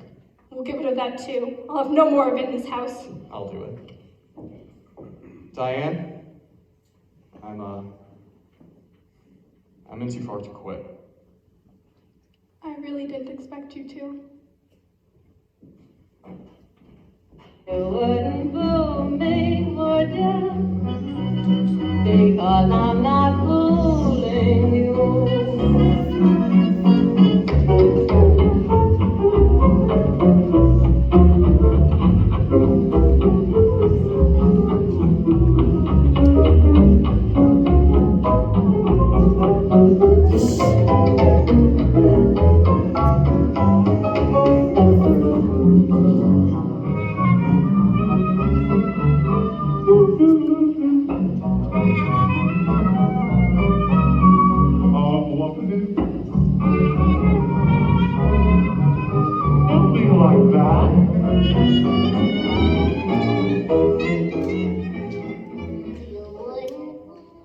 February 21st, 1928, to Mr. Raymond Berry, from Dr. Harrison Martland, Medical Examiner, Essex County. We have examined the remains of the deceased Amalia Maja. Our studies reveal the following. Radioactive substances have been discovered in large quantities in the upper jaw, lower jaw, and lumbar vertebrae. No evidence of syphilis was ever found. Body is radioactive. Bones of dead girl kick off gamma rays. Catherine Wiley of Consumers League declares, new evidence shows company lied. Dr. Joseph Neff, a Newark dentist who treated Amalia, has turned over portions of her jawbone that he removed from her mouth. This X-ray film shows that the jawbone is still radioactive 5 years after the girl died. Will this make your case? Will this force a settlement? Make our case? No. This gentleman will make our case. Last night, in a graphic exclusive, the founder of the U.S. Radium Corporation broke his long silence with this shocking announcement. Radium is one of the most dangerous substances known to man. Dr. Von Sashaki, is it true that you assisted with the autopsy? Yeah, and given my expertise in radium extraction, I was able to determine that Miss Maja absorbed enough radium to kill 10 people. Doctor, what does this say about mild radium therapy? Are you now advising against it? Radium is responsible for the deaths of these poor girls. It should be considered the most dangerous substance. Do you agree with the doctor's prognosis that the radium girls only have 1 year to live? From what I've seen, they'll be lucky to last that long.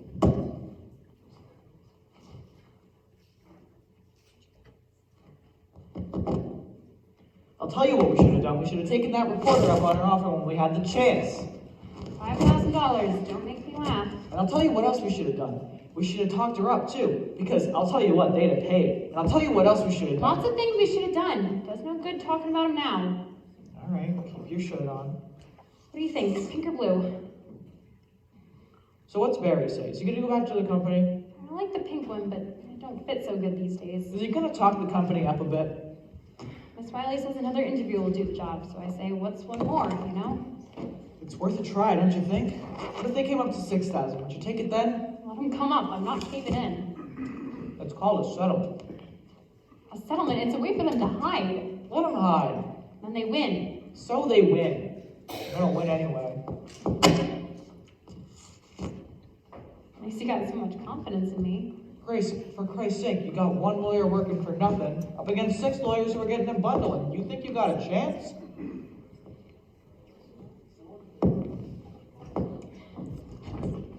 You know what I found out today? They give lead screens to the technicians. You think they do that for us? Oh, Jesus. 100 girls in a room, and you think they spend that kind of money on us? Grace. And they want us to keep it all quiet. And what are we doing here? And Miss Wiley says they're going to shut down here and move across the river to New York like nothing ever happened. What are we doing here, Grace? I thought we agreed you'd get some money to sell your debts, get a better doctor, and we'd move on with things. Move on with things? You're still wearing my ring.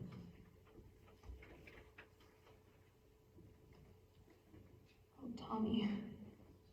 Grace, there's a house for sale in my brother's name.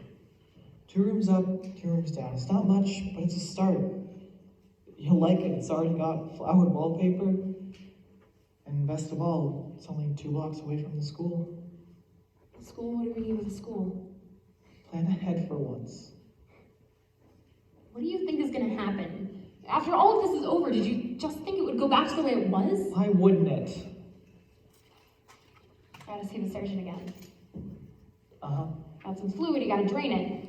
Okay. And then there's gonna be more. So we deal with it when it comes? And still more, and still more. Why can't you understand that? How can you talk about getting married and buying a house when you know there's nothing? Grace, I can't think about that right now. I just want for us to be together now. I want to come home to you at night. My wife, my home. I'm too old to be living like this in-between life. I promise, Grace, I'll do whatever it takes to make it easy for you.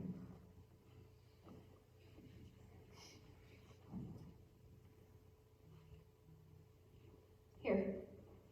Grace, come on. I should have given it back to you a long time ago. I don't want it. Are you gonna make me say it? You're just not getting enough sleep. You need to get some rest. I'll be back to see you tomorrow. Tommy, You get some rest. I'll see you tomorrow. Tommy, don't do this to me, Tommy!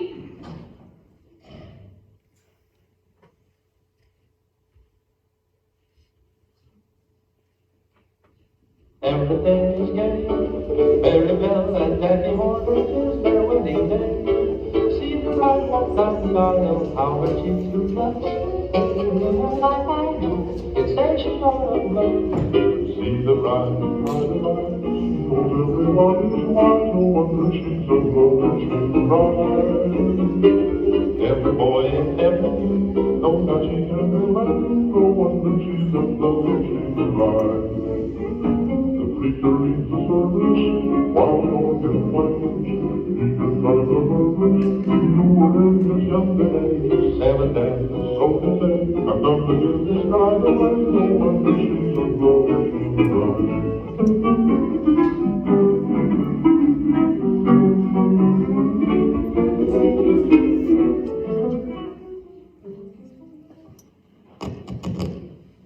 Arthur? Oh, Charlie. Aren't you headed home? Charlie, I've been thinking it over. I think we're taking the wrong approach here. I think we should settle this case. We've got to make a reasonable offer to those girls. No, Arthur, we agreed. We needed a definitive victory. Otherwise, we invite more of the seminar. Things are different now. Arthur, I know you and Dan were close, but you can't let that cloud your judgment. Von Shishaki is going to testify. We can deal with it. How? Put more money in his pocket. Now you want to bribe him? Not a bribe. Consideration. Consideration. For an expert witness. Whatever Barry's paying him, we'll just make a better offer. You don't understand guilt, do you, Charlie? Right now, I don't have the luxury of thinking about it. Let me tell you something, Charlie. A guilty man has tremendous need to unburden himself. His guilt can eat him alive. Don't you see? Von Shishaki wants us to be free. That's why he's testifying for those girls. That's why he'll never testify for us, no matter how much consideration you offer. Settle with these girls, and you'll have to settle with all the others. Neff was right about that. This is just the beginning. Tell Markley to get in touch with Barry. Get a conversation going. Come up with a figure those girls can accept. Arthur, for God's sake! What are you trying to do? Do you want to wipe me out? We've got to clean this off the table. Every penny I've sunk by in the last 7 years. I have sunk into this company. Why? Because of you. Because you said it was a sure thing. No, miss. Why work for Von Shishaki when we can work for ourselves? Remember that one? Take a chance, Charlie. Take a chance. Charlie, we were fooled. Von Shishaki fooled us. The only thing to do now is to clean this up as best we can. Do this, and it's the end, Arthur. Stepping down, Charlie? Not me. Oh. Don't you know, they are one vote away from getting rid of you? And whose vote is that, Charlie? Oh, Arthur, have you so little faith in me?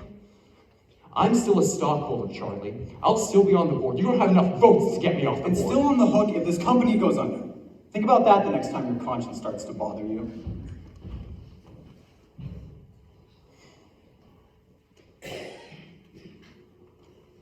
March 15th, 1928, to Raymond Barry, attorney at law, from Edward Markley, counsel, U.S. Radium. One of our expert witnesses has encountered a serious scheduling conflict, which makes it impossible for him to testify in April.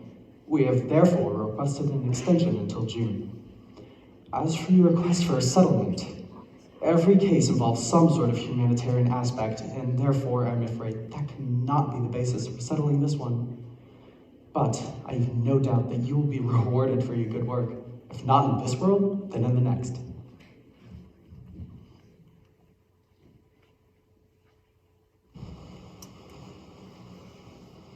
Tommy, please. Rise and shine. Am I late? I set my alarm. Time for work. We have $5,000 to paint before breakfast. It's all for the war effort. But I'm tired. Stop complaining. Good soldiers don't complain. But I'm dying. And? Who isn't? Get up, Grace. Irene, wake up, sleepyhead. You'll never make a quota like that. Well, it's not fair. I'm only 26. I should be married, have kids, my own home. We all have to make sacrifices sometimes. I know I did. But why? Why do we have to make sacrifices? It's all for science, Grace. Science, family, every life is sacrificed to something. Just a matter of choosing which. But I didn't choose. I didn't have no choice. Sure you did, Grace. Sure you did. Oh, Catherine, don't do that. Catherine? Oh, now look what you did, Grace. She's bleeding all over the dials. I'm sorry, I guess I shouldn't have said anything. Oh, no problem. What's one more than dial painter?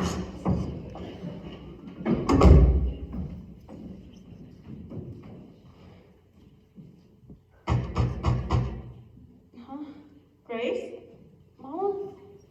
Grace, Mr. Markley will be here any minute now. Mr. Markley?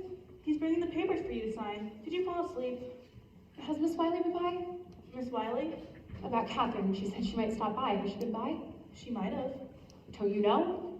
Someone came to the door a while ago. I think your brother answered it. Look, Grace, you gotta get ready. They took her back to the hospital last night. I know, dear, I know.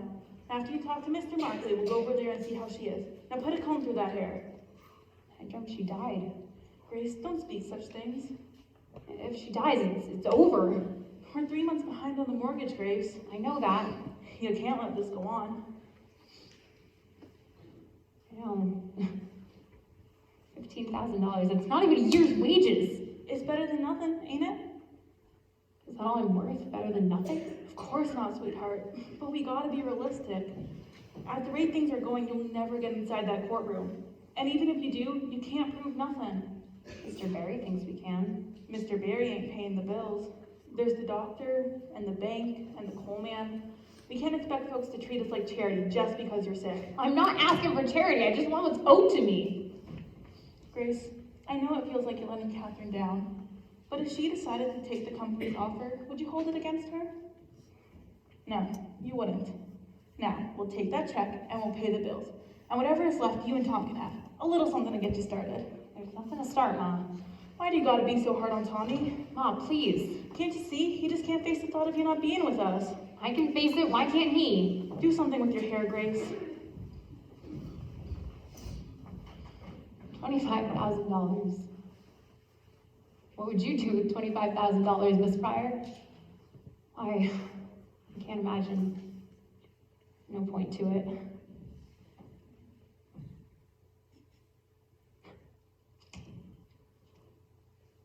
Ma, you didn't tell me that we had mail. New Mexico. They just keep waiting. She was here. Miss Wiley was here. Mom, Miss Wiley came by this morning. She wrote me a note. Miss Fryer, Edward Markley. Ma said you brought the papers? Yes, the terms spelled out as we explained in our letter. $1,500 to you. I've got the check right here. All we need is your signature. It's in triplicate. Grace, Mr. Markley's a very busy man. Oh no, please, look it over carefully. If you prefer, I could leave it and come back tomorrow. No, we'll do this now. What's hold harmless? It means you agree to hold the company harmless from any further action. No more lawsuits. Correct. Is that just for me or my whole family? Your entire family. It precludes a wrongful death action also. This is a confidential settlement. Yes. You didn't say nothing about it being confidential. That's standard for most legal settlements. We like to protect our privacy along with yours. It cuts both ways. We agree to keep silent about the terms of the settlement, and so do you. That seems fair. Need a pen? I have another question. Grace, Mr. Markley already explained the settlement to you. Mom. Oh no, I don't mind. What's contributory negligence? It's not in those. It was in them other papers we filed when we did the lawsuit. So the Radium company's defense was the statute of limitations and contributory negligence. I'm not sure what you're asking, Miss Fryer.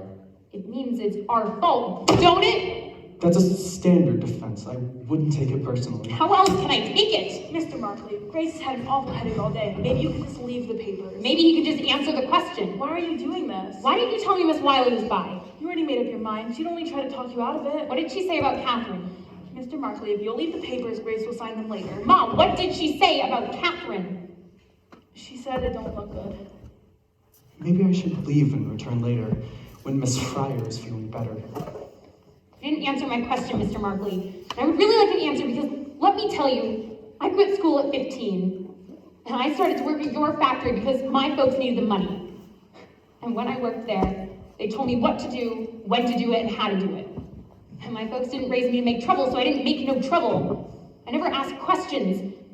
How do you get contributory negligence out of that? As I said, it's a standard defense. There's nothing standard about what happened to me. We deeply regret your situation, Miss Fryer, But nothing that happened to you can be tied back to the U.S. Radium Corporation. Then why are you giving me this money? It's a humanitarian gesture. Humanitarian gesture? Mr. Markley, I'll take them papers. Month after month. Delay after delay, knowing how sick we were and how tired. Humanitarian. You're waiting for us to die. Grace, please, stop this now. One by one. Ma, I watched my friends get sick and die in the most horrible ways. And you think I should be grateful for any spare change they throw at me? This is a very generous offer, Miss Fryer. I advise you take it because it won't be on the table for very long. What do you mean? If Miss Fryer doesn't sign within 24 hours, we will be forced to withdraw our offer. Permanently. Grace. He is lying! I beg your pardon, miss. You're telling me, if I come back a week from now and say I've changed my mind, you'd still rather go to court and have some judge look at me and take your chances that I won't win on sympathy alone? 24 hours. You're trying to bully me. Very well then, Miss Fryer. I'll take that for a no. And I'll be seeing you in court. Yes, you will. You'll be seeing me if they have to carry me in there. You and Mr. Reader both. You call that man back. I'm going to court, Mom. What are you trying to prove? You know you can't win. I want those people to look at me. I want them to look at me and explain how it's my fault that I got sick working in their factory. And what will that get you? What? All my life, I've done what other people wanted me to do. I quit school because you said I should. I put that brush in my mouth because Miss McNeil said I should. I never said, please, can I finish school? Never said, I don't like the taste of this paint. I never argued.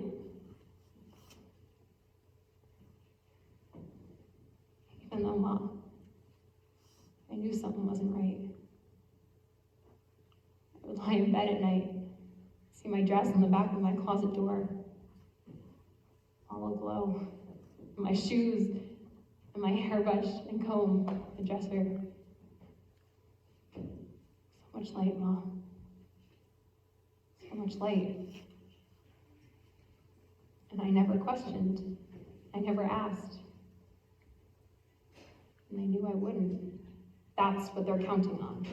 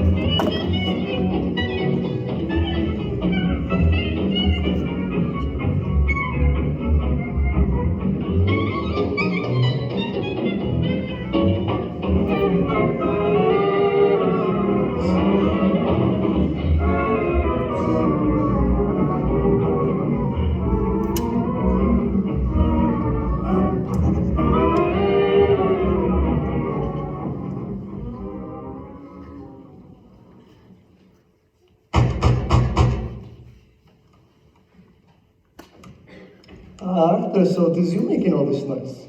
I left messages with your housekeeper. I know you got the messages. As we are no longer in business together, I thought it best not to respond. Is that what this is about? Perhaps a cup of tea will calm your nerves. You never told us the paint was dangerous. You never said a word about it. Not to me, not to Dan. I didn't know. You invented the paint and you didn't know. How can you lie like that? I didn't know until it was too late, Arthur. I should put you through that wall. Perhaps you should, but you will not. You will sit down, you will have some tea, and you will calm yourself. I was not the technical man. You were the technical man. Yeah, I was the technical man. Sit down, Arthur.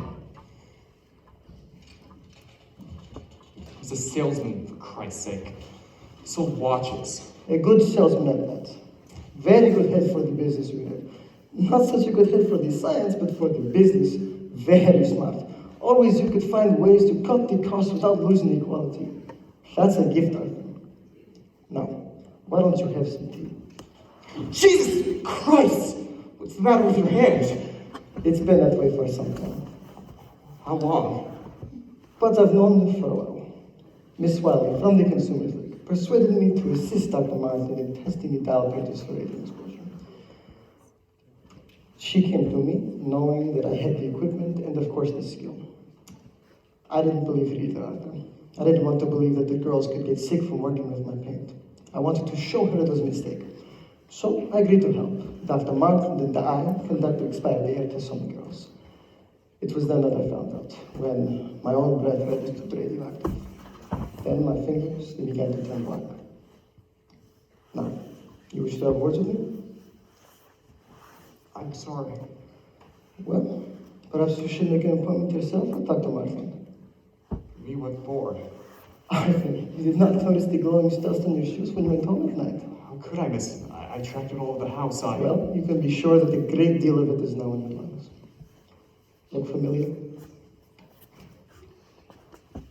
It's our promotional piece. An excellent promotion. How many new sales did that book account for? I don't know it exactly. I like to think it helped with our medical market quite a bit, but... Page 96. What? The last chapter, read it to me.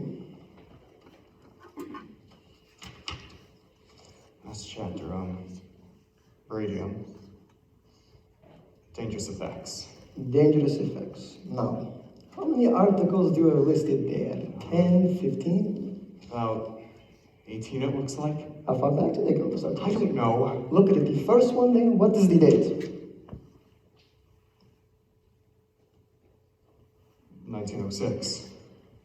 1906. Now, let me see. When you go into court, you plan to testify that you had no idea radium was dangerous. How do you plan to do that, Arthur? When your own book says that it was. How can you claim that you did not know? I never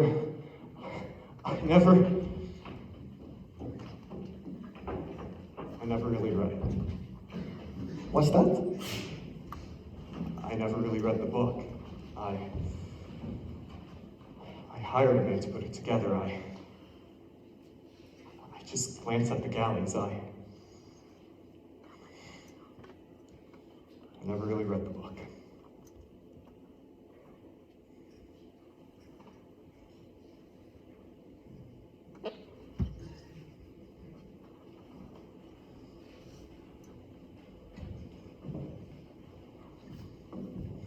How do you mean you never read the book? It was a standard arrangement. An outside company prepared the piece. They were responsible for the contents. Which you never read. I think you'll find, Mr. Berry, that many company presidents don't read their own promotions word for word.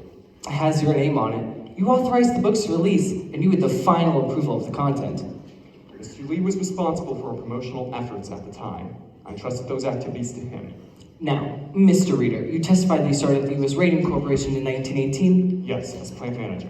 And how long, you held this position for how long? 4 years. During those 4 years, how often did you venture into the studio? Every day. Every day. So you must have observed the girls pointing brushes to their lips? I don't recall it. You're saying you ventured in the studio every day, and you never saw I said I don't recall it. You're saying you don't recall it. Now what do you recall, Mr. Reader? You're an awfully young man to have such a faulty memory. Objection! I withdraw. No more questions. Your witness, Mr. Markley. We have no questions for this witness, Your Honor.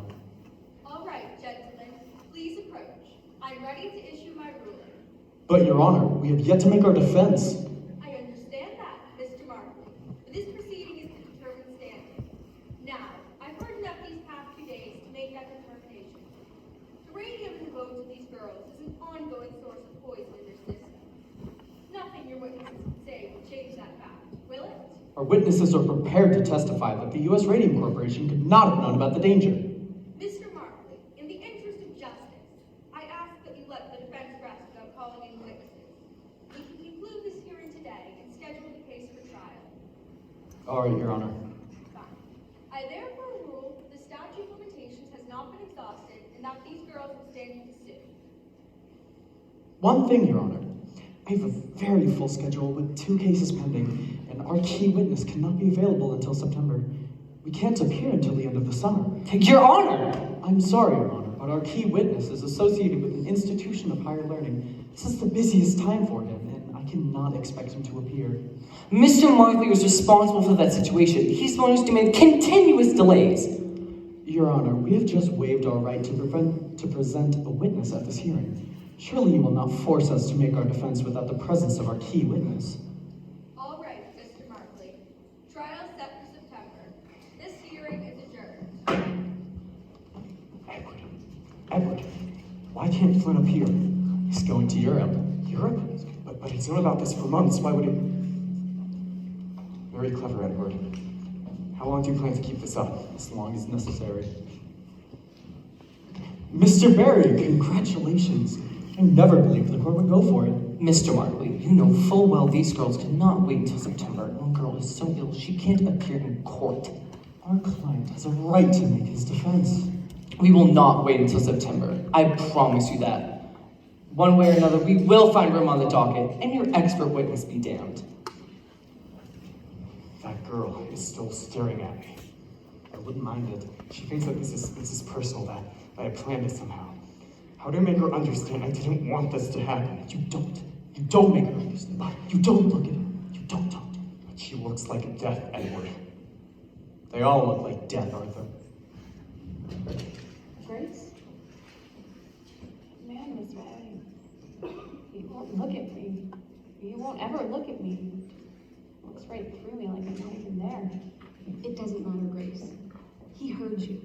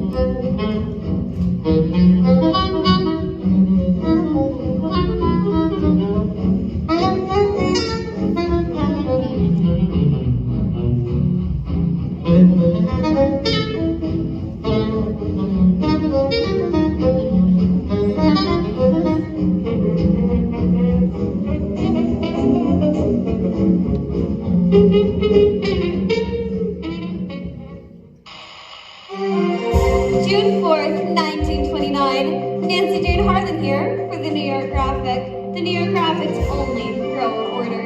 Jack Youngwood for the Ledger. Raven Berry seeks early trial date for summer. As U.S. Radium Corporation announces a settlement. A settlement? $10,000 cash for each girl and $12 a week for life. $12 a week. Read all about it in the Ledger, your first source for news. The company also agrees to pay the medical expenses of each girl for the remainder of her life. Girls have agreed to submit a periodic examination by a panel of physicians yet to be appointed. Questions? What led to the settlement? Is it an admission of responsibility? It was purely for humanitarian reasons that the U.S. Radium Corporation agreed to the settlement. We admit no liability whatsoever. Where does the company go from here? The U.S. Radium Corporation is pleased to have brought this lengthy litigation to a close and looks forward to its many more years in serving its customers and its community. And that's C.B. Lee, President. Catherine Wiley, the New Jersey's Consumer League, our press statement. Were you pleased with the outcome, Miss Wiley? Finally, these poor girls got the compensation they deserve. But more importantly, the issue of radium poisoning has been brought to the public eye. Thanks, Miss Wiley. Oh, and by the way, that's Catherine with a K and Wiley with one L.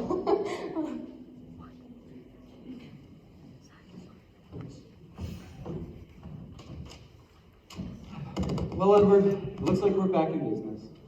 What do you plan to do now? Didn't I tell you? I got a buyer for the tailings that have been piling up behind the building on Alvin Street. Oh? Some contractor in Montclair said she needs a little infill. It's perfect.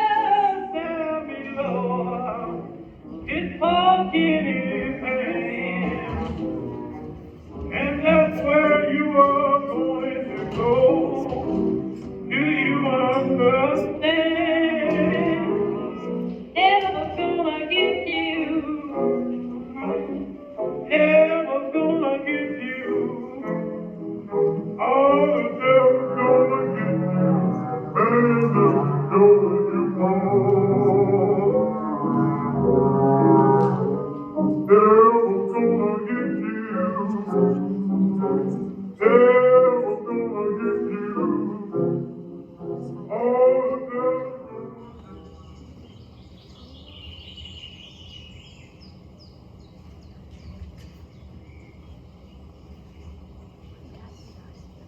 Catherine, that won't do. Can't see your name. That's better. Brought my watercolors today. It's a lovely day to paint. It's warm, but not too warm. There's a nice breeze.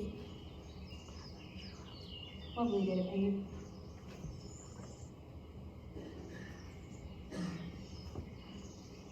Thought I might find you up here. You're right. It's quiet up here. Yep. Yes, if you can rest in peace, this is the place to do it, huh? I guess it is. What do you call that? Watercolors. I'm a little rough when it comes to landscape, though. No, Grace, it's good, it's nice. First thing I bought was the settlement money. Big spender. And then I bought a car. I didn't know you could drive. I can't. My brother's gonna teach me. He drove me up here today. Grace, if you want to learn how to drive, I would teach you. I mean, you don't have time for that anymore.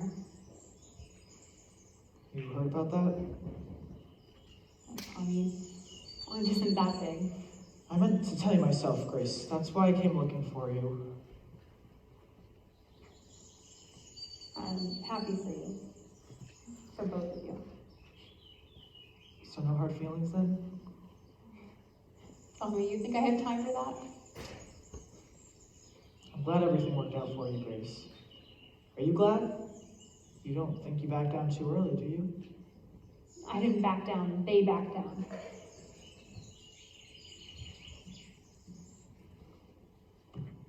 Papa? Who's over here? Oh, not this again. I saw her that last time. This is morbid, Papa. I saw her looking at me. And I stood there a long time and she didn't even notice me at first, but something made her look up.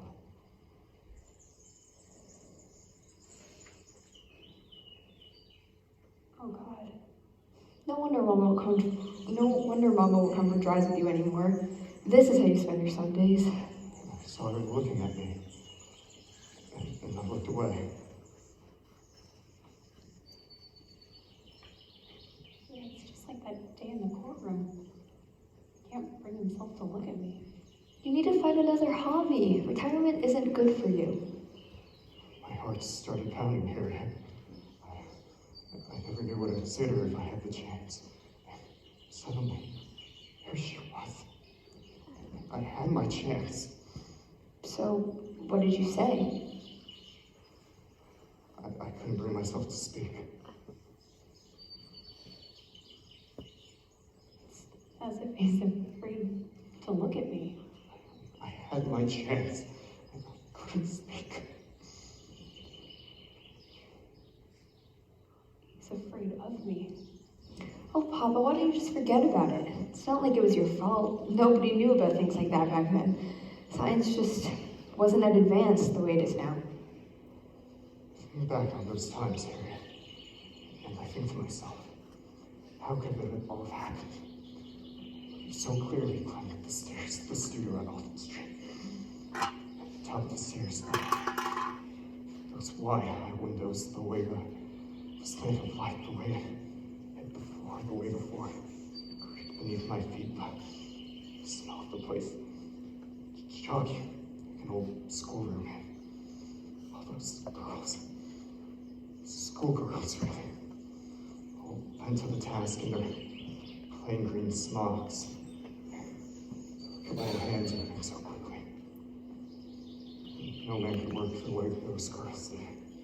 So careful, so fast. Those brushes flying from the dials, the paint to the dials. To their lips. Try as I might hear. As I might. I never saw their faces.